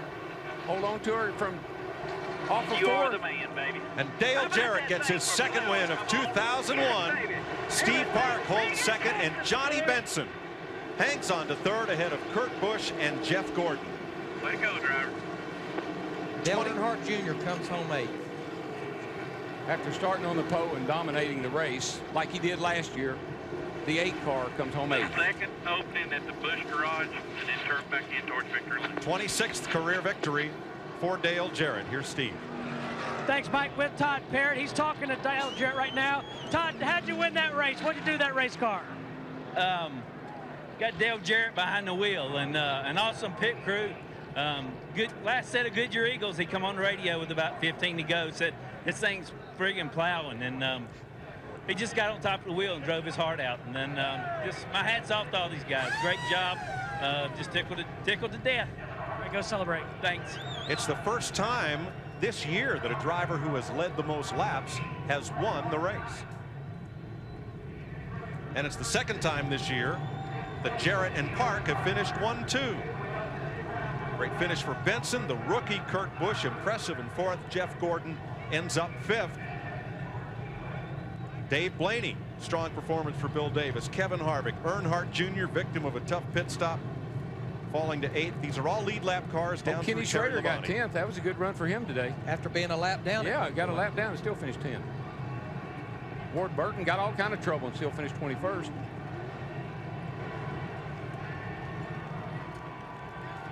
Todd Bodine, retired with engine problems, finishes 35th.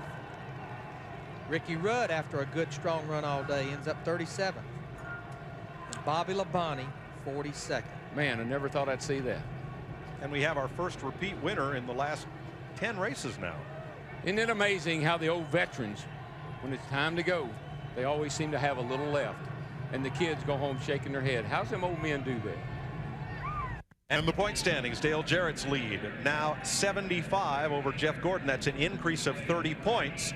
Johnny Benson a strong 3rd. Steve Park. How about Kevin Harvick? Missed a race, did not run Daytona, 245 points out, but in 10th position. Not only that, the car owner points, I bet Richard Childress is probably in the top 3. Because they accumulate his points plus Dale Earnhardt's points from Daytona in the 3 cars.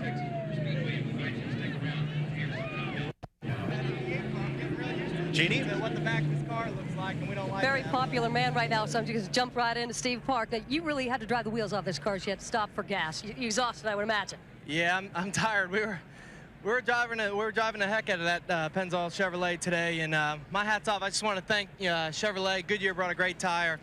Pennzoil, we're in their home state. We wanted to win it for them, for Jim Postal and everybody back at Pennzoil, but we're just getting tired of following that 88 around.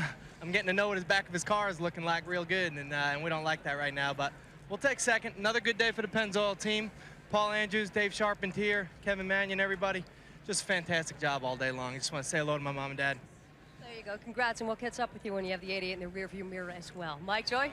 Great run for Steve Park today. And you see right above Park's car, behind pit road, our MBNA winner's circle for Dale Jarrett. Stands for the 2nd time this season. In the top 6, you got a Ford, Chevrolet, Pontiac, and a Dodge. Back to that parity thing. Parity's looking pretty good.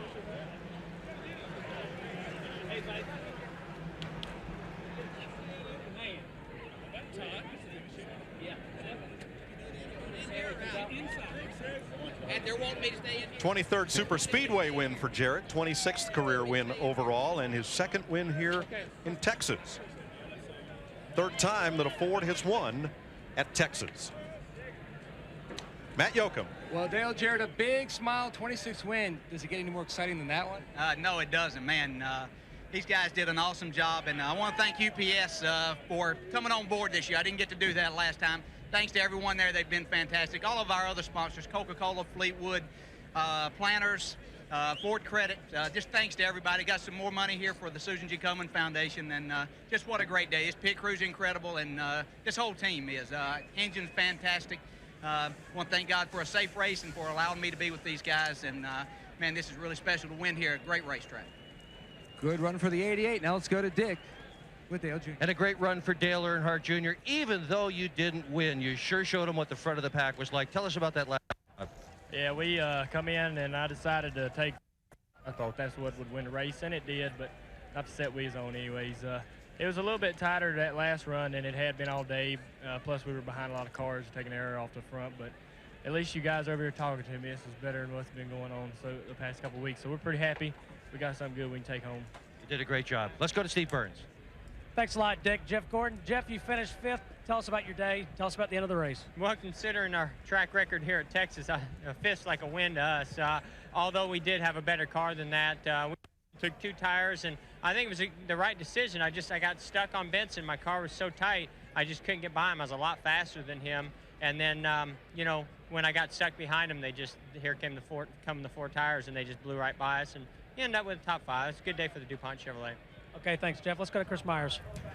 All right, hopefully you'll be with us next week. Look at the fans. They go home satisfied. More than 200,000 here at Texas Motor Speedway. They'll have a big crowd at Martinsville. You'll see qualifying Friday on Fox Sports Net. Saturday, the final tune-up for the race on Sunday. That's on FX at noon Eastern. Martin, your defending champ at Martinsville. On Sunday, you'll see the race on Fox, the pre-race show at 12:30 Eastern. NASCAR this morning on the net gets it started, and Victory Lane wraps things up. A number of things to talk about, Jeff Hammond. Dale Jarrett, the first repeat champion, as you get a look at Victory Lane of this season. He is the points leader back-to-back and adds to that now for a 3rd straight week. What caught your eye down the stretch? What caught my eye was some great racing today. I'm telling you, this was very exciting. Texas is getting better and better each year we come back. But golly, what about the run and the guts that Johnny Benson's crew pulled out? I mean, they stayed out there, almost won this race. But how about my buddy Kurt Busch? I worked with him last year, and I'm just so excited for that young man. New crew chief, everything's coming their way right now. Good time for them. A terrific finish, an exciting race with Jeff Gordon, Dale Jarrett dueling down the stretch.